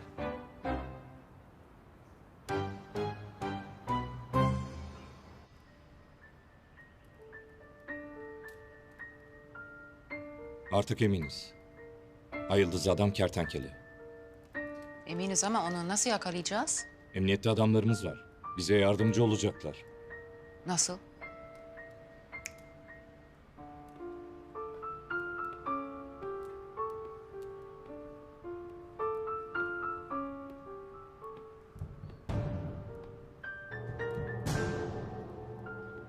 Anlat bildiklerini. Bildiğimiz kadarıyla Murat Komiser çok gizli bir operasyonu yönetiyor. Yılmaz Komiser'den öğrendiğim kadarıyla bu operasyonun hedefi kertenkele. Bu operasyon neden bu kadar gizli biz de bilmiyoruz. Bunu sadece ve sadece Murat Komiser biliyor. Tamam, gidebilirsin.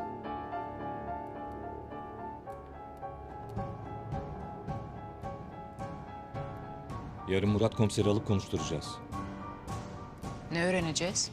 İkisi aynı teşkilatta çalışıyorlarsa birbirlerini tanıyor olabilirler.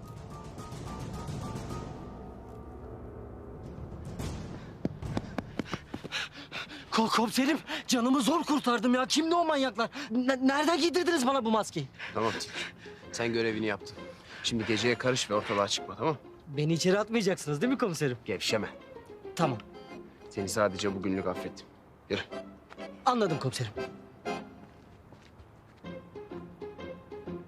Yılmaz'ı kandırmak kolay olmayacak. Ama bu tilki onu bir süre idare eder. Neredesin lan? Bir işim var amirim. Başlatma şimdi işinden, beni dinle. Bu kertenkele ile maskeli kız arasında bir bağlantı var. Ne gibi amirim? Bir gönül işi diyelim. Bak beni dinle. Bu Kara Faruk saçmalıklarıyla zaman kaybediyoruz. Kertenkele bizimle oyun oynuyor. Hedef şaşırtıyor. Murat Komiser'e de güvenemeyiz. Adamın daha kim olduğunu öğrenemedik. Bizi kertenkeleye maskeli kız götürecek.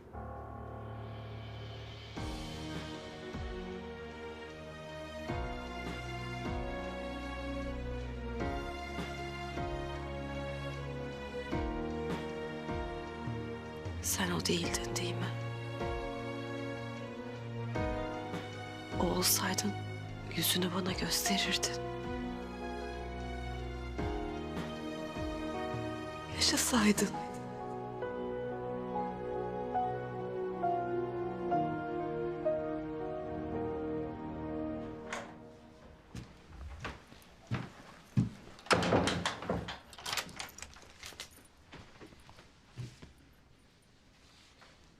Ya bu maskeli kız niye bana yardım etti ki ben anlamadım. Uy uşağım. Günaydın. Ya biz sana davetiye vermeyi unutmuşuz. Günaydın Sami amca. Ne davetiyesi? İkindi namazından sonra hicabiyle Meryem'in nişanını yapacağız. Eğer gelmezsen vallahi darılırız. Hem uzak değil. Aşağı mahallede yaparız. Meryem hicabi. Al bakayım. Kısmet. Bekleyin.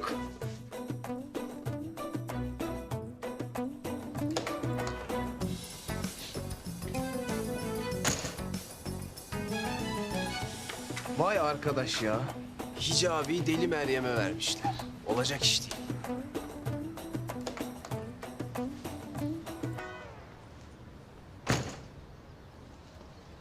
Selamünaleyküm Murat. Aleykümselam Hicabi. Hayırlı olsun. Ne hayırlı olsun? Deli Meryem'le nişanlanıyormuşsunuz ya. Gerçi senin gönlün ben Gizem'de falan olduğunu düşünüyorum ama... hayırlısı bu işler. Ya hala Gizem'de ya. Boş ver sen onu.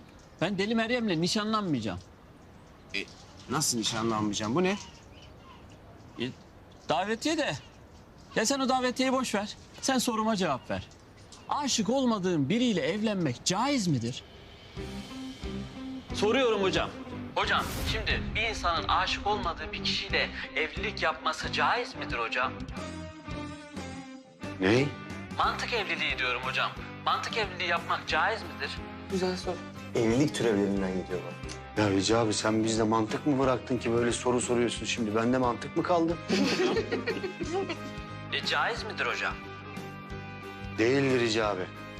Mantık evliliği diye bir şey yoktur çünkü. Aşkın olduğu yerde mantık olmaz. Hicabi.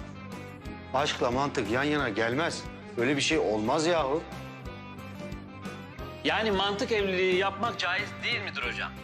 Allah'ım Hicabi. Yani caiz olabilir ama doğru olmaz yani. Anlatabiliyor muyum? Yani iki insan birbirini sevmeden evlilik olmaz evladım. Mantık evliliği diye bir şey yoktur yani. Hocam Allah razı olsun sağ olun. Rahatsız ettik hocam. Hayırlı günler. Cenaze namazı tüm Müslümanların.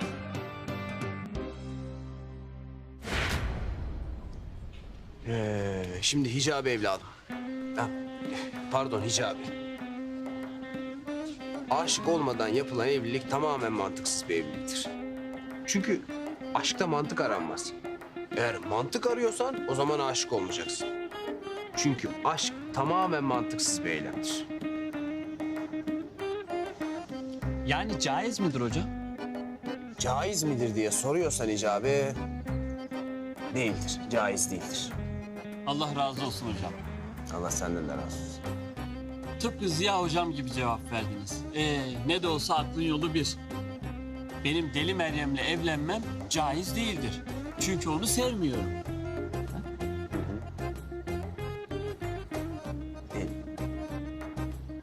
O defter nereden çıktı Hicabi? Bilmiyorum ki. Nereden çıktı? Sen mi verdin? Yok ben vermedim. Allah Allah.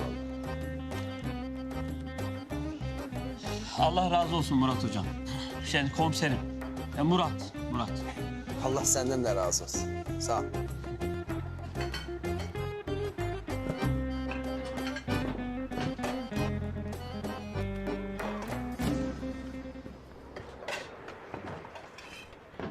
Azmici. Ne oluyor? Ne yapıyorsunuz? Sultanım hoş geldin. Hoş bulduk. Çaktırma sus. Murat'la Zeynep'in nişan hazırlıklarını yapıyoruz. Ne? Ya böyle nişan mı olur Azmiciğim? Olur tabii ya. Niye olmasın? Bal gibi de olur.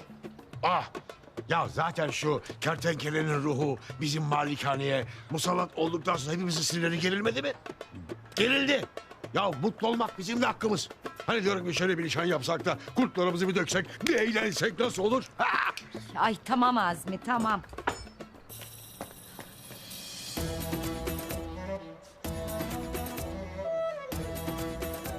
Sana icabimi yar eder miyim ben be? Concik. Görürsün sen.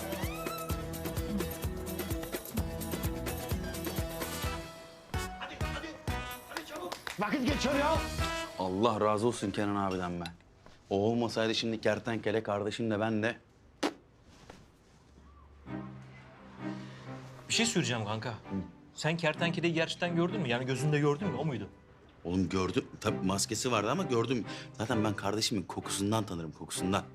Gerçi duvara tırmanamıyordu ama olsun kardeşim de, kesin kardeşim de. Al işte. Duvara tırmanamayan kertenkele mi olurmuş? Demek ki o kertenkele değildi yani. O elini indir, sen ağzını yüzünü... Ağzını burarım. Kesin lan! Kesin lan! Başlayacağım sizi kertenkelenize ha! Dingil herifler ya!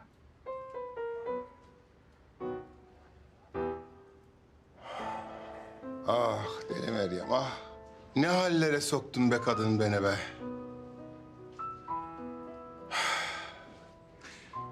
Kenan abi sen bence boşuna üzülüyorsun ya.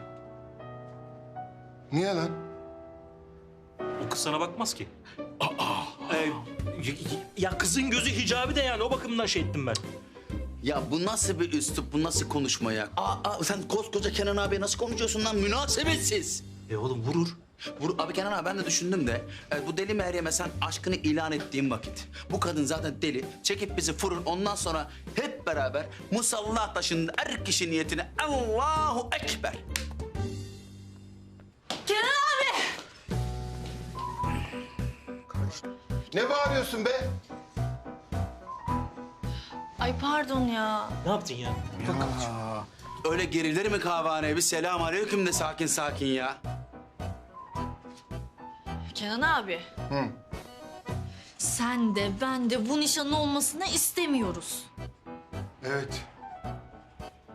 İstemiyorum vallahi. Bir planım var. Öyle mi? Öyle. Yalnız sen de bana yardım edeceksin. Ederim.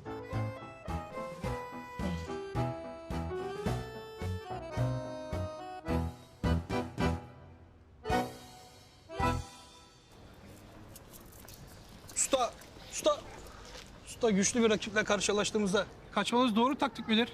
Lan oğlum, kaçmak ancak korkakların işidir. Dayak yiyeceğini de bilsen er meydanından kaçmayacaksın. Tamam mı? Tamam usta. Yürüyün.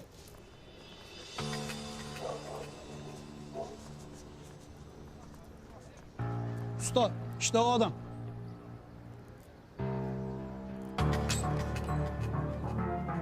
Of ya!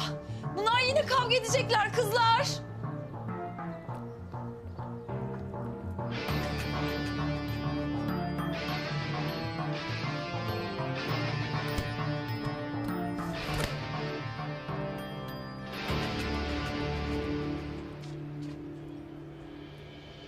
Beyler, kaleleri hazırlayın.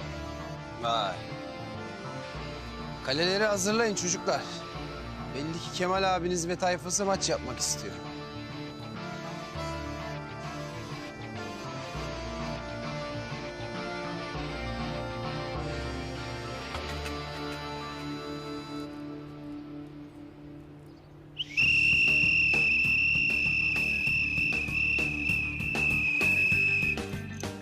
Çok centilmen bir mücadele istiyorum gençler. Fair play benim ruhumda var. İyi olan kazansın Kemal. Alacağım senden yüzüğümü. Yazı mı, tura mı? Tabii ki de Tura abi. Madem Tura abi, yazı da benim.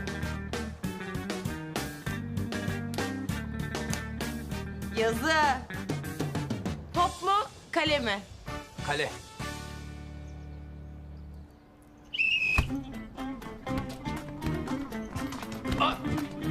Ya ama böyle olmaz ki. Bak gol yiyeceğiz şimdi. Çıkar mısın önümden? Hakemle konuşma, sarı kart gösteririm sana. Sarı kart buraya abi. Bırakır mısın beni? Ya hakem! Hakem yok mu hakem? Görmüyor musun? Kırmızı kart ya. Bakmıyorsun ki. Maça bak. İkili mücadele, devam.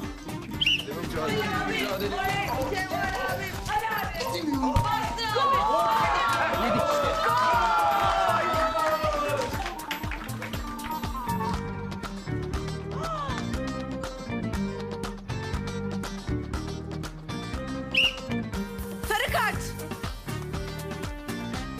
Hevesimizi kursağımızda bıraktı ya. Hadi tamam mı? Devam.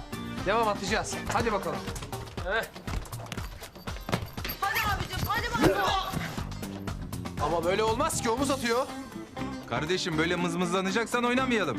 İkili mücadele, devam. Mücadele tamam. Hadi bakalım.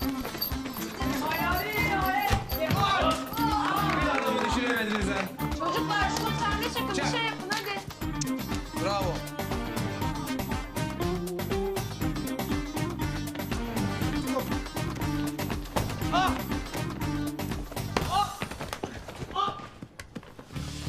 Bileğim.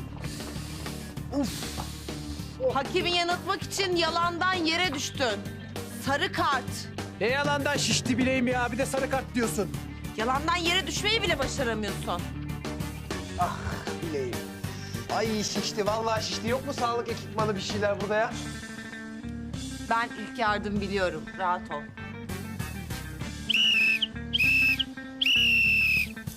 Maç hükmen berabere.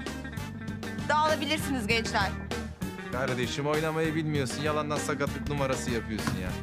Yürüyün çekirgeler gidelim ya. Kemal, rövanşı var Kemal. Oynayacağız bir daha. Rahat ol. Bekle. Ay.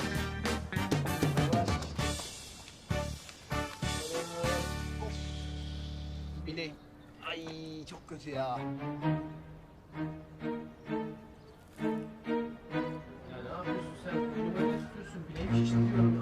Bir dur.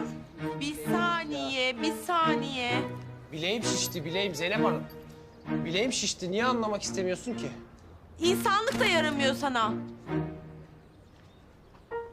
Bak. Bak ya. Bak bir de getirmiş torba. Bu buz değil bir kere bu. Soğuk değil bu bir kere ya. Allah'ım ya Rabbim ya. Gizem, neydi bu kadar acil olan? Camiye ezan okumaya gidiyordum, çağırınca hemen geldim. Gizem? Ne oldu, niye öyle bakıyorsun bana? Ben o nişana asla gitmeyeceğim. Senden başkasıyla da asla nişanlanmayacağım. Nişana gideceksin Hicabi. Gideceğim mi? O ezik beşik kertmen var ya, ona hayatı boyunca unutamayacağı bir ders vereceğim. Seni nişandan kaçırdığımda Deli Meryem'in yüz ifadesini çok merak ediyorum. Kaçırmak mı? Sen her şeyi bana bırak Hicabi. Deli Kenan da bana yardım edecek zaten.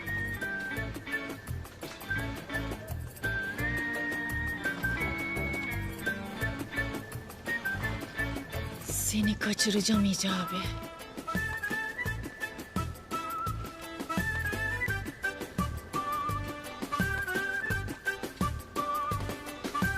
Kaçır beni Gizem.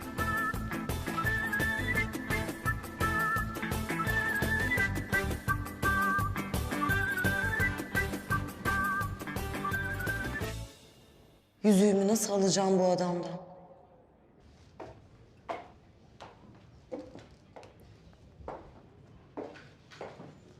Nur Hayat, sen kime götürüyorsun bu çayı? Murat komisere. Ben götürürüm. Sen mutfakla ilgilen. Olur.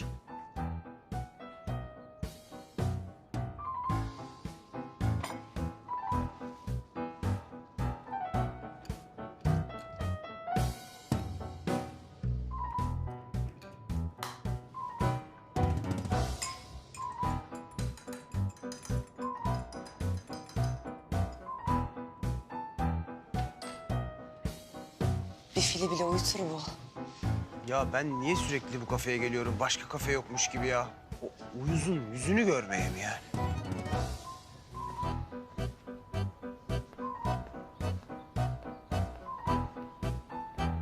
Buyurun. Yine mi sen ya? Hayır bu çayımı başkası getiremiyor mu? Ne demek yine mi ben? Bir şey söyleyeceğim. Sen beni mi takip ediyorsun? Anne takip edeceğim ben seni ya. Ne alakası var? Sen beni mi takip ettin? Ne takip edeceğim ben seni ya? Ne alakası var? İyisin değil mi?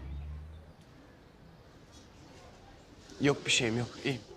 Uyuz şey. Sen iç bakalım şu çayı.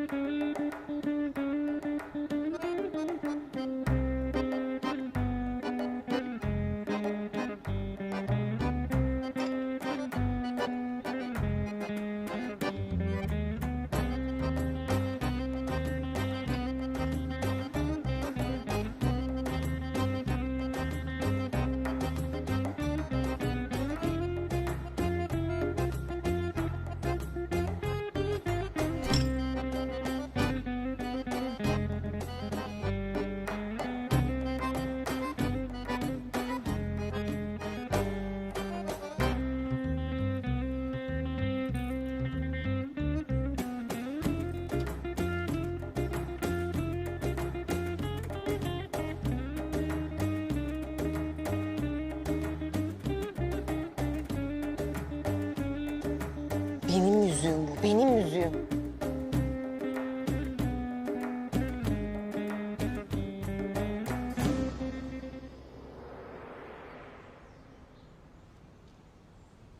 Bismillahirrahmanirrahim. Değerli kardeşlerim, hak ile batılın mücadelesinde hakka inanan müminler her devirde batılın zulmüyle karşılaşmışlardır. Fakat Allah'a inanan müminler hangi eziyete maruz kalırlarsa kalsınlar kalplerini imana açarak hak yolunda savaşmışlardır. İşte değerli kardeşlerim, bugün size Cenab-ı Hakk'ın Kur'an-ı Kerim'de yoksa sen Ashab-ı Kehf'i ve isimlerinin yazılı olduğu taş kitabeyi şaşılacak ayetlerimizden mi sandın diye buyurarak zulme karşı samimiyetle iman edip inançlarından asla taviz vermeyen Ashab-ı Kehf'in kıssasını anlatacağım sizlere. Ashab-ı Kehf Allah'a inanmış, Rablerine iman etmiş birkaç genç idi. Putperest bir kavmin içinde yaşayan bu gençler için tek bir gerçek vardı. Allah birdir ve alemlerin Rabbi sadece O'dur. Sadece O'na inanacaklar ve yalnızca O'na ibadet edeceklerdi. Fakat başlarındaki zorba hükümdar sayıları az da olsa bu iman eden gençleri belirleyip takip ediyor ve onları inançları ile putperestlik arasında seçim yapmaları için zorluyordu. Değerli cemaat, dünya hayatına rağbet edip bu ölümden korkanlar işte o zorba hükümdarın dediğini yapıyor. Ebedi hayatı tercih edenler ise şehit edilip şehrin surlarına ve kapılarına asılıyordu. Bu durumu gören müminler ise gözyaşları içerisinde Allahu Teala'ya dua ederek bu zulmün def edilmesini istiyordu. Sonunda hükümdarın adamları hallerinden şüphelendikleri bu gençleri ihbar ettiler.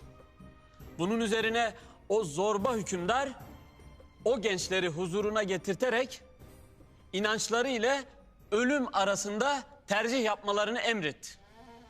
O vakit gençler zalim hükümdarın karşısında ayağa kalkarak bizim Rabbimiz göklerin ve yerin Rabbidir. Biz ondan başkasına ilah deyip tapmayız. Yoksa saçma sapan konuşmuş oluruz dediler. İnançlarından ayrılmak istemediler. Aksine o zorba hükümdarı iman etmeye çağırdılar. Bakın sevgili cemaat, bu gençler şehrin ileri gelenlerinden hür gençlerdi. Hükümdar onlara düşünmeleri için zaman verdi. Eğer bu düşüncelerinden vazgeçmezlerse öldürüleceklerdi. O gençler dediler ki, şu bizim kavmimiz Allah'tan başka ilah edindiler. Onların ilah olduklarına dair açık bir delil getirselerdi ya, Allah'a karşı yalan uydurandan daha zalim kim olabilir? Düşünüp taşındılar ve toplumun kendilerine hayat hakkı vermediğini görerek oradan hicret etmekten başka yol olmadığını gördüler. Şehirden uzaklaşıp dağlara çıktılar. Yolda giderken genç bir çoban da onlara katıldı. Çobanın köpeği de arkaları sıra onları takip etti. Daha yaklaştıklarında bir mağara gördüler ve içlerinden biri şöyle dedi. Madem ki siz onlardan ve Allah'tan başka taptıkları putlardan ayrıldınız, o halde mağaraya sığınınız ki Rabbimiz rahmetinden size genişlik versin ve işinizi rast getirip kolaylaştırsın. Ve mağaraya girdiler. Ve o gençler mağaraya sığınınca şöyle dediler. Rabbimiz bize katından bir rahmet ver ve bizim için şu işimizden bir kurtuluş yolu hazırla. Cenab-ı Allah Kur'an'da bunun üzerine biz de kulaklarını tıkayarak mağarada onları yıllarca uyuttuk buyurarak dualarını kabul etmiş ve onlardan rahmetini esirgememiştir. Zalim hükümdar kaçtıklarını ve saklandıkları mağarayı öğrenince adamlarını da alıp mağaranın ağzına kadar gelmişti. Ve askerlerine Ashab-ı Kehf'in mağaranın içerisinde açlıktan ve susuzluktan ölmeleri için mağaranın kapısının taşlarla örülerek kapanmasını emretti. Ashab-ı Kehf mağaranın içerisinde tutsak kalmıştı. Mağaradaki gençler Allah'a sığındılar. Ve Cenab-ı Hak da onlardan rahmetini esirgemedi. Gençler derin bir uykuya daldılar. Cenab-ı Hak yüce kitabında bu olayı şöyle anlatmaktadır. Bir de onları mağarada görseydiniz uyanık sanırdınız. Halbuki onlar uykudaydılar. Biz onları sağa sola çevirirdik. Köpekleri de mağaranın girişte ön ayaklarını ileri doğru uzatmıştı. Eğer onları görseydin arkana dahi bakmadan kaçardın ve için korkuyla dolardı dedi. Sevgili kardeşlerim, Ashab-ı Kehf Allah'ın mucizesiyle 309 yıl uykuda kaldılar. Bu süreden sonra uyandıklarında birbirlerine ne kadar uyuduklarını sordular. Fakat mağarada ne kadar kaldıklarını bilememişlerdi. İçlerinden birisi bir gün veya birkaç saat uyudunuz demiş. Kimi de şöyle demişti. Ne kadar durduğumuzu Rabbimiz daha iyi bilir. Şimdi siz birimizi bu gümüş para ile şehre gönderin ki baksın. Hangi yiyecek daha temiz ise ondan bize azık getirsin. Hem çok dikkatli davransın ve sizi kimseye sezdirmesin. Çünkü şehir halkı sizi ele geçirirse muhakkak ki taşlayarak öldürür. Veyahut sizi kendi dinlerine çevirirler ki size bu dünyada da ahirette de asla kurtuluş yoktur. İçlerinden birisi şehre yiyecek almaya gittiğinde şehrin değiştiğini görünce şaşırıp dikkatli ve uyanık olmaya ve gizlenmeye özen göstermiştir. Ama Allah öldükten sonra dirilmenin hak olduğunu ve kıyamet gününden şüphe edilemeyeceğini bildirmek için öylece şehir halkına onların kimliğini açığa vurmuş ve kavimlerinin onları bulmasını sağlamıştır. Putperest olan kavimleri ise artık Allah'a inanmışlardı. Çünkü gençlerin kendilerinden kaçıp mağaraya sığındıkları o kafir nesil gitmiş ve 300 yıl sonra Allah'a inanan bir kavim gelmişti. Allah'ım sen ne büyüksün ya Rabbi. İşte böyle kardeşlerim. Cenab-ı Hak yeryüzünün herhangi bir yerinde zulüm, fitne ve işkenceye maruz kalan kullarına hicret etmeyi emretmiştir. Çünkü Allah yolunda hicret eden kimse yeryüzünde çok bereketli yerler ve genişlik bulur. Yüce Rabbimiz kendi yolunda hicret edenlere o kadar merhametlidir ki dilerse onları mekanda değil zamanda da hicret ettirip onları esenliğe kavuşturur. Ashab-ı Kehf kıssası Allah yolunda hicret edenlerin mutlaka Allah'ın yardımıyla mükafatlandırılacaklarını bizlere anlatır. Cenab-ı Hak ona inanan kullarını asla yalnız bırakmaz. Allah'ım bizleri yüce rahmetinden mahrum bırakma. Amin. Bizleri senin rızanı isteyen kullarından eyle ya Rabbim. Amin. Bizleri Ashab-ı Kehf gibi sana kulluk eden müminlerinden eyle ya Rabbim. Amin. Allahu Teala ve hak yolunda ölenler için El Fatiha.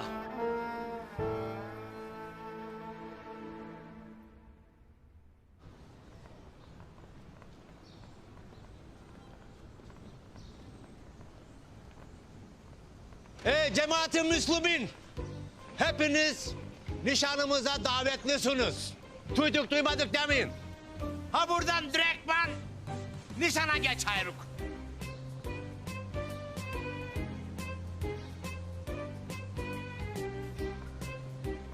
Seni de bekleriz canım.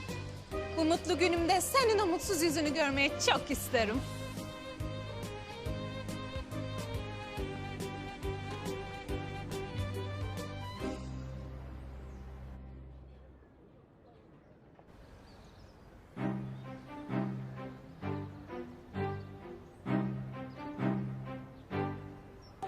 Ay içim geçmiş ya.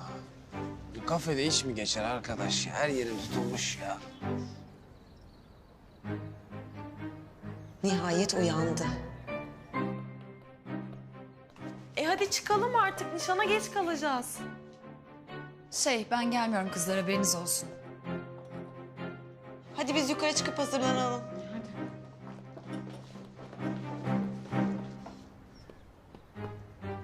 Selamünaleyküm. Aleykümselam. Murat komiserim, sen nişana gelmiyorsun. Ne nişanı? Hicabi'nin nişanı. Ha, Hicabi'nin nişanı. Geliyorum. Gelmez olur muyum ya? Hadi buyur gidelim. Gel bakalım, gel böyle. Hadi gidelim. Gelin bakalım uşaklar. Hadi. Gel bakalım. Uyumuşum ya. Hoş geldiniz efendim, hoş geldiniz. Şeref verdiniz, buyurun. Efendim hoş geldiniz. Ayaklarınıza sağlık. Hoş geldiniz. Neredesiniz siz? Darısı başınıza hoş geldiniz. Hemen davetlerle ilgili. Davetlerle ilgili.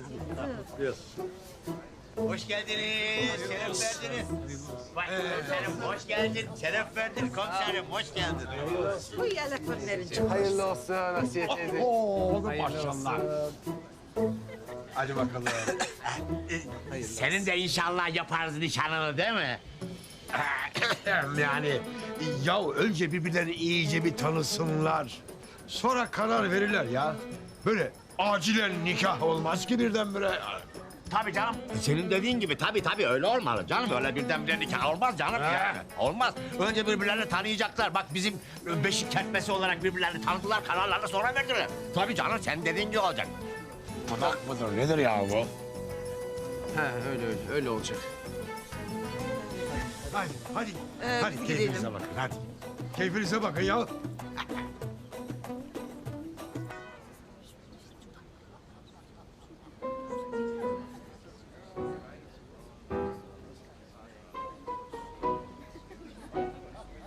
Buyur. Yüzüğü ondan aldığımı anlamadı. Hayret. Yani ben Hicabi'nin Gizem'i sevdiğini sanıyordum. Zavallı Gizem çok üzülmüştür. Çok ilginç ya. Hicabi de Gizem'i sevdiğini ve nişana gelmeyeceğini söylemişti. Yani ben Hicabi'ye hiç yakıştıramadım. Hicabi'yi yıllardır tanırım. Hiç yanlışını görmemiştim. Ama bak Gizem'i tanıyorsan bunu Hicabi'nin yanına bırakmayacaktır. Al benden de o kadar. Bir dakika. Sen Hicabi ile Gizem'i nereden tanıyorsun? Nereden tanıyacağım ya? Aynı mahallede yaşıyoruz işte. Ne bileyim. Yıllardır tanıyormuşsun gibi konuştun da o yüzden. Yani ben de her şeyi Melis'ten öğreniyorum. Yoksa yeni taşındım daha bu mahalleye. Anladım.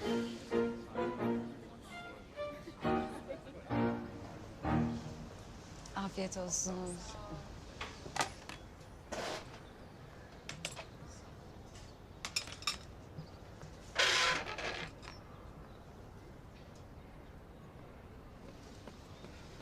Melis, Hoş geldin Yılmaz. hoş bulduk.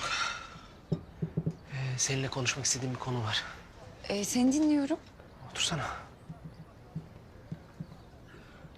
Melis. Kuzeninden çok hoşlanıyorum. Yani onu tanımak istiyorum ama hakkında çok şey bilmiyorum. Mesela nelerden hoşlanır, neleri sevmez, hangi müzikleri dinler, hangi filmleri izlemekten keyif alır. Bu tür şeyler yani. Böyle biraz bilgi versen.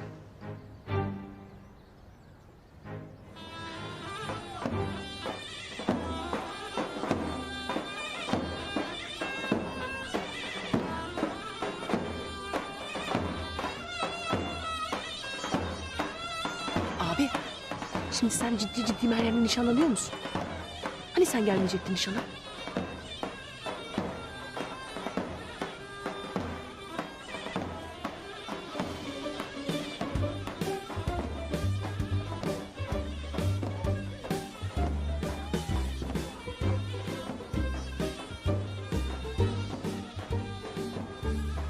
Gelin hadi.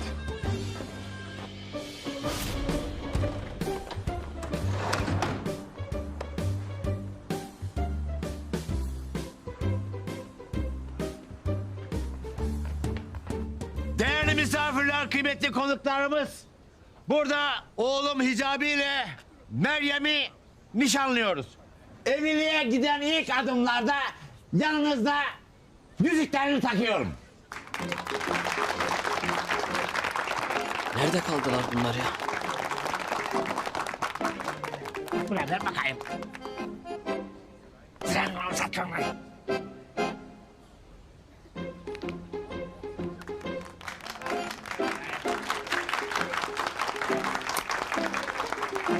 Hayırlı uğurlu olsun.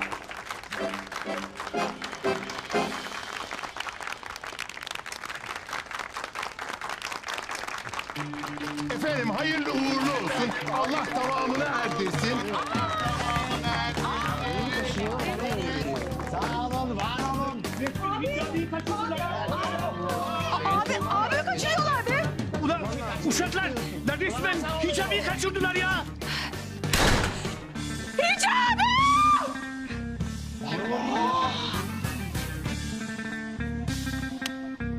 Ben demiştim Gizem bu nişana izin vermez diye. Tamam. Tabii insan sevdiğine sahip çıkacak. Çıkmalı da. Ama mesleğim gereği benim olaya el koymam lazım. Dur. Olayı görmezden gel. Sevenlerin arasına girme.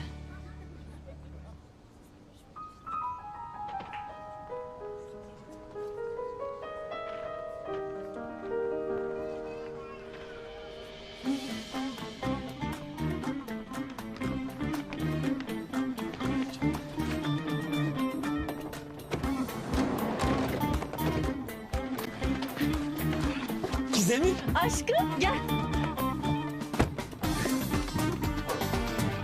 Kaçır beni Gizem. Kaçırıyorum aşkım. Hadi Kenan abi gidelim. Hadi gidelim çabuk.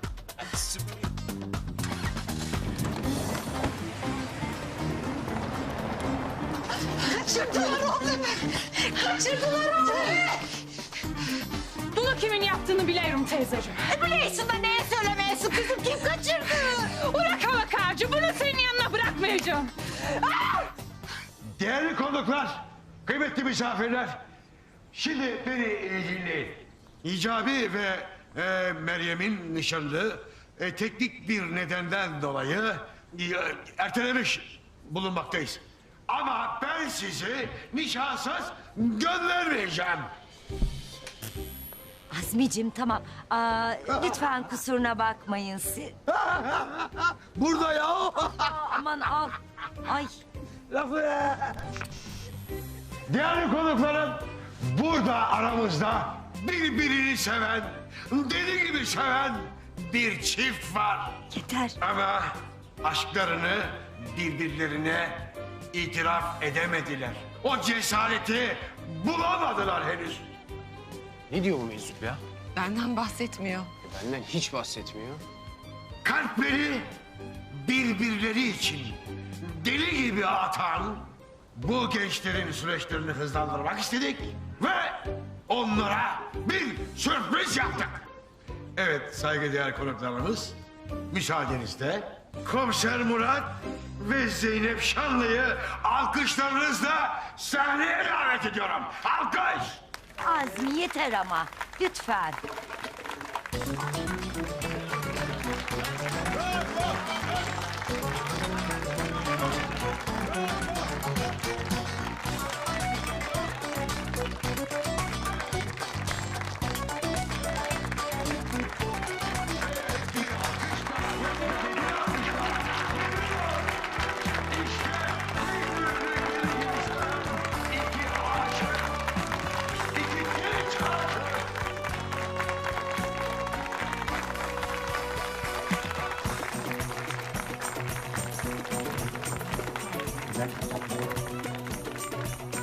Nerede bunlar?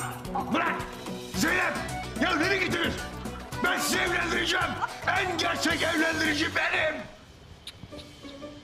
Sen şu meczuba bak ya. Ayaküstü o yüz kızla nişanlandıracaktı bize. Kaç Murat kaç. Ay başka işim yok da bu can sıkıcı adamla nişanlanacağım.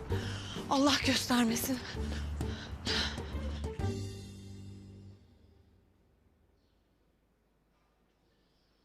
Gizem. Sen bu müezzin çocuğu niye evimize getirdin? Hicabi'yi kaçırdım anne. Ne? Kaçırdın mı? Kaçırdım. Yoksa nişandan mı kaçırdın? Seviyorum, kaçırdım. Ellerinizden öperim efendim. Hadi baba, hadi baba. Babası. Dünür. Müezzinin babasıyla Deli Meryem baskına gelmiş. Hemen nişanlıma bağ verin. Nereden senin nişanlın oluyormuş be? Hicabi beni seviyor. Ulan uşağımı nasıl kaçırırsınız?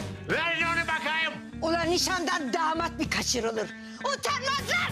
Hayır baba sakın. Hicabimi onlara vermiyorsun. Bak eğer hicabimi onlara verirsen bir daha yüzümü göremezsin haberin olsun. Ay kızım sen aklını mı kaçırdın? Ne yapacaksın bu adamı? Zorla da alıkoyamayız ya. Yok Ayla Hanım, iyiyim ben böyle. Kaçma lan! Kulağın duymayayım mı? Ben uşağımı isterim. Baba hayır. Biz evimize sığınan kimseyi vermeyiz. Anlaşıldı mı? Ne demek vermeyiz? Vermeyiz lan. Vereceksin ulan. Ulan siz Hicabi'ye ne yaptınız? Namusunu mu bozdunuz yoksa? Manyağa bak tuhaf konuşuyor. Hepiniz Meryem dur kızım dur yapma kızım bak. Haklıyken haksız duruma düşmeyelim dur. Asiye, bırak Muhsin. Gençtir yatar çıkar da. Şimdi beni iyi dinleyin. Hicabim iç güveysi olarak kendi isteğiyle evime sığınma talebinde bulunmuştur. Ve bu talep tarafımızca incelenip uygun görülmüştür. O kadar. Nokta. Bir dakika. İç güveysi dedi bu. Ulan ne demek oluyor bu iç güvesi? Hicabi'yi anladan bir yere gitmiyorum. Sıkıysa gel de al o zaman.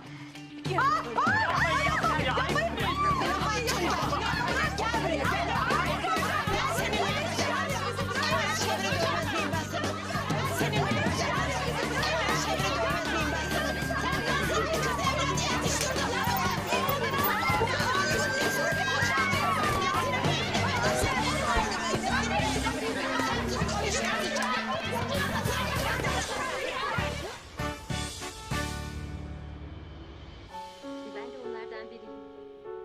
Küçük limonları küçük kes. Zeytin içerisine koy. Biraz da tuz, biraz limon. İyi geceler. Tekrar teşekkür.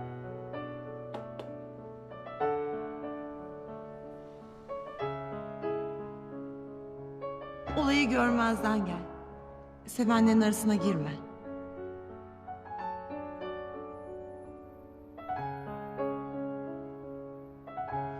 Ne oluyor bu kıza ya? Kendini ne sanıyor ki bu? Ben Zehra'mı seviyorum.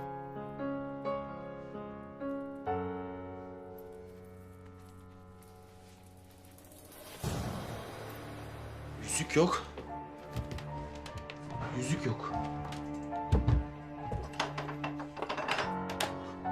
Yok. Allah'ım yüzük yok ya. Ya Zehra'mdan kalan tek hatıra benim o. Yok. Yoksa maç yaparken mi düştü?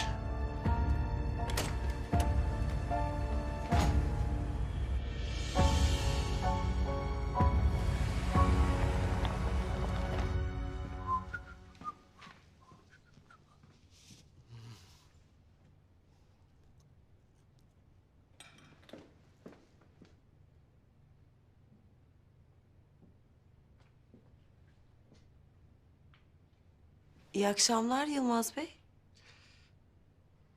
Merhaba Zeynep Hanım. Nerede millet? Ben kimseyi göremedim. Evet hayret. Herkes dışarı çıkmış. Benim de canım sıkılınca oturayım bir film izleyeyim dedim. Aa, ne izleyeceksiniz? Titanic. En sevdiğim film. Her şey hazır. Mısır patlattım, cips var. Enteresan bir şekilde meyve suyu yaptım.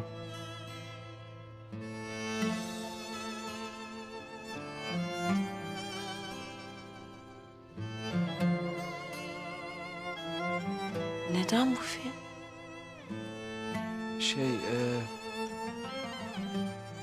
Bu filmi nereden buldunuz? Çekmeceden. Dolaptaydı DVD'lerin arasında.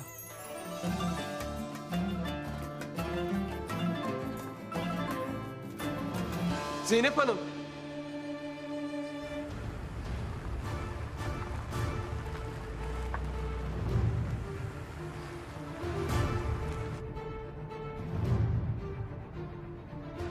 Ne yapıyor bu adam?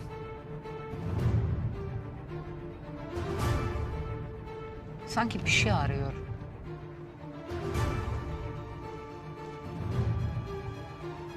Allah'ım kafayı yiyeceğim ya. Yok. Yok, yüzük yok. Yok.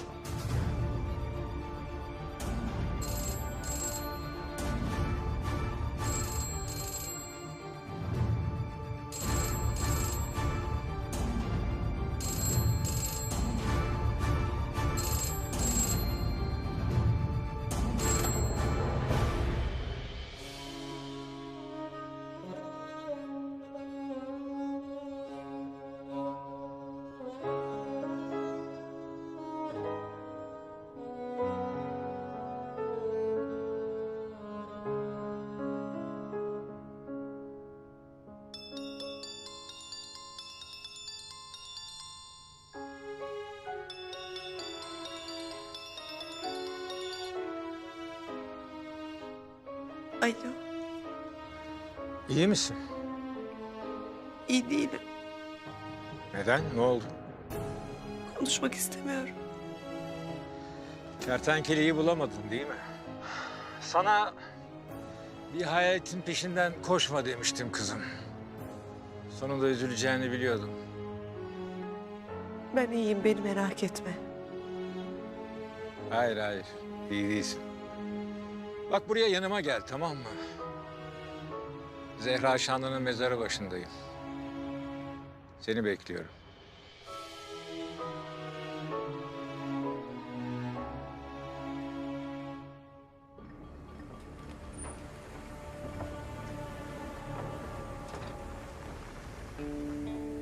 Ay yıldızlı adam. Zeynep Şanlı'ya karşı bir ilgin mi var? Onu seviyor musun? Asla bir kadına aşık olmaman gerektiğini biliyorsun, değil mi? Hele bu kız Zehra Şanlı'nın kuzeni ise Aslı. Zehra Şanlı öldü. Onun kuzenini severek Zehra Şanlı'yı geri getiremezsin. Neden bahsettiğini anlamıyorum. Ben hayatımda tek bir kadını sevdim. Zeynep Şanlı ile hiçbir ilgim yok.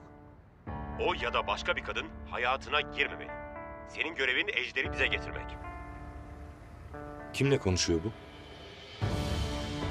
Brezilyalılar anlaşmayı iptal etti. Türkiye'nin çıkarları zarar gördü.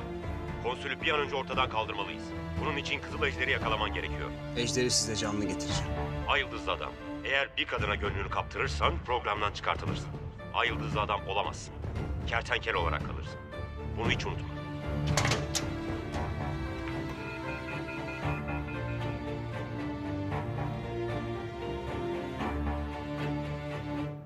Ben bir tek Zehra'yı seveceğim. Zehra'yı. Alalım artık şu adamı. Hayır. Önce kimle konuştuğunu öğrenmemiz lazım. Takip et.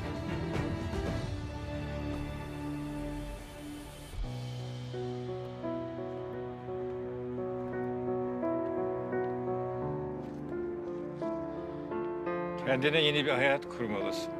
Unut onu. Bir hayaletin peşinden koşma. Unutamam. Kertenkele öldü. Gördüğün her kimse o kertenkele değil. Bir adam maske giydi diye kertenkele olmaz. Ama yüzük. Bir şekilde birisinin eline geçmiştir. Bundan bir anlam çıkarma. Sen de emin değilsin. Bak, önünde yepyeni bir hayat var. Geçmişe takılıp geleceğini mahvetme. Benim için gelecek yok. Tek bir yaşama sebebim var. O da sevgilimi öldüren adamı yok etmek. O kulübeden hastaneye geldiğinde yüzün tamamen yanmıştı. Bir geçmişin yoktu artık. Bense kızımı kaybetmiştim. Bir geleceğim yoktu.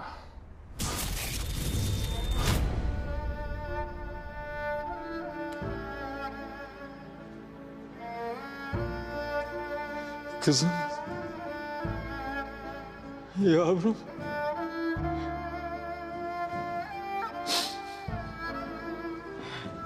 Yavrum. Kızım. Yavrum. Derin acılar içinde kader ikimizi buluşturdu işte. Ben sana bir gelecek vermek istedim.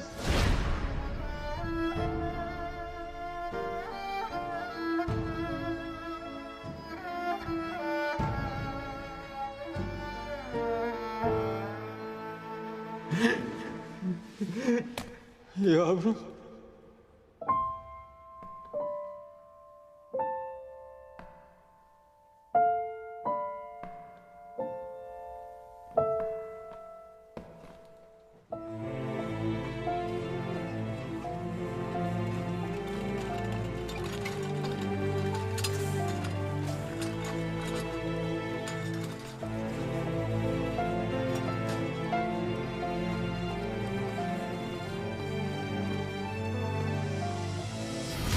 Hayattaki en değerli varlığımın, kızımın yüzünü sana verdim. Yüzü yanmış olan kızın durumu nedir? Yaşayacak ama yüzü tanınmayacak durumda yanmış. Nasıl olmuş bu? Polislerden öğrendiğim kadarıyla Ejder adında bir katil tarafından öldürülmeye çalışılmış. Kızın ismi ne? Zehra Şanlı. Dinle doktor. Kızımın yüzünü Zehra Şanlı'ya vereceksin. Ve bundan kimseye bahsetmeyeceksin. Herkes Zehra Şanlı'yı öldü bilecek. Ama nasıl olur? Ejder denen o katilin kızımın yüzünü taşıyan birisine zarar vermesini asla kabullenemem. Anladın mı?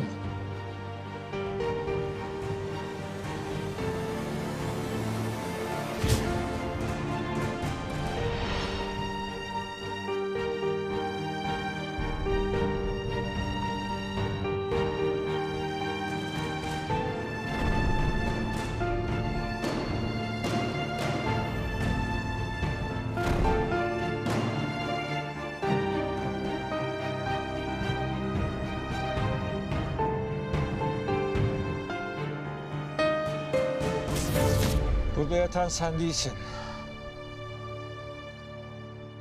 Burada yatan benim kızım. Ve ben sana kızımın yüzünü verdim.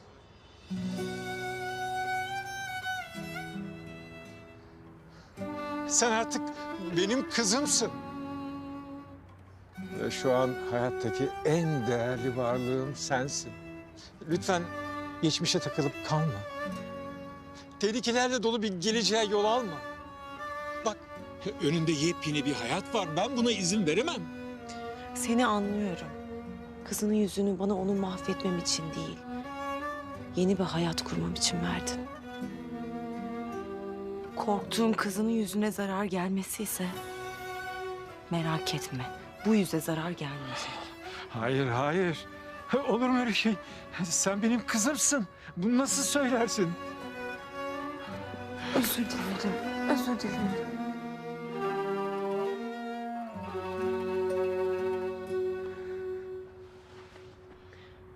Beni kızın gibi gördüğünü biliyorum. Ben Ejder denen o katilin yüzünden seni ölü gösterdim. Seni ondan ve diğerlerinden sakladım. Senin kendini koruyabilmen için sana yardımcı oldum. Benim için yaptığın her şey için çok teşekkür ederim. Ama benim hayattaki tek yaşama sebebim bu. Yalvarıyorum. Ejder'i öldürdükten sonra söz veriyorum. Senin istediğin gibi bir hayat yaşayacağım. Ama şimdi karşıma çıkma. Bak ne olur. Yeniden aynı acıları yaşamak istemiyorum. Merak etme. Kimse kızına zarar veremeyecek.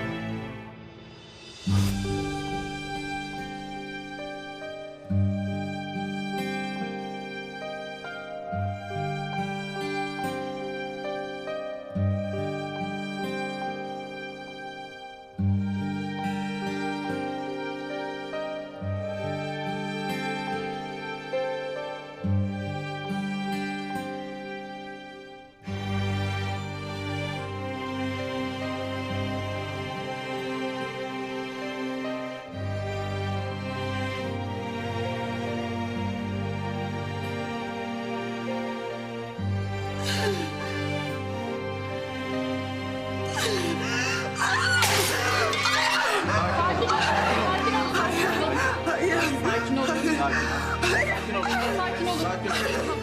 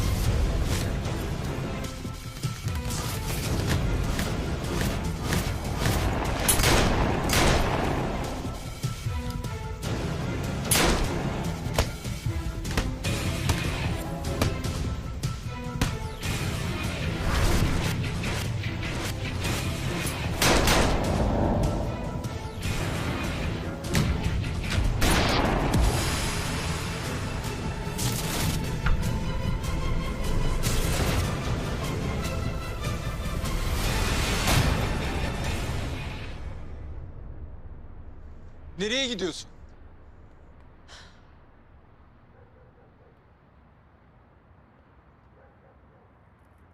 Ziya'nın mezarına. Unut onu. Unut. Belki de haklısın. Bir hayaletin peşinden gitmemeliydim. Ama bir an...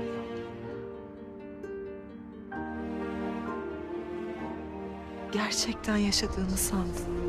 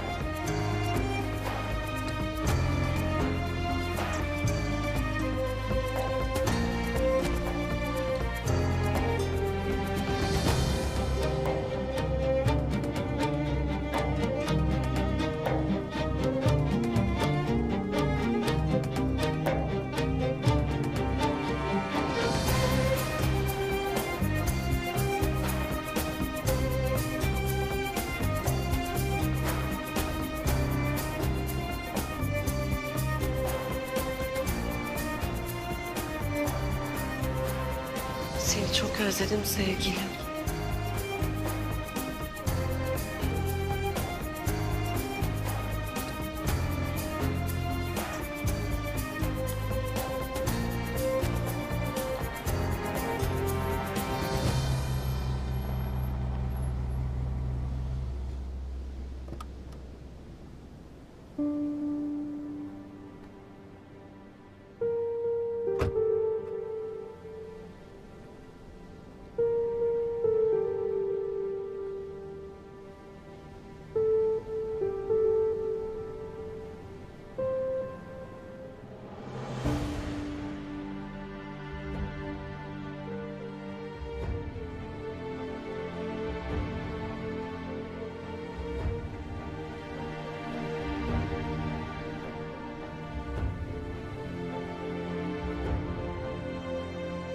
Yaşadığını sanmıştım. Ama hayır. Eğer yaşıyor olsaydın sen beni bulurdun.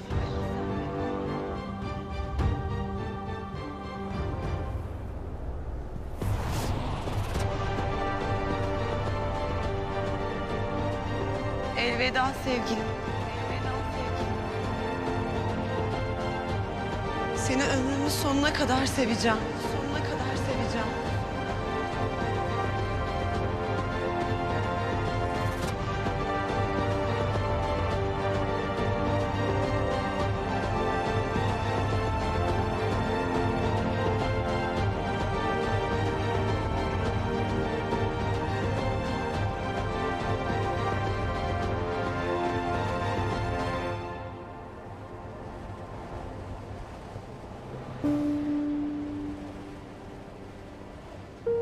Kimsin sen?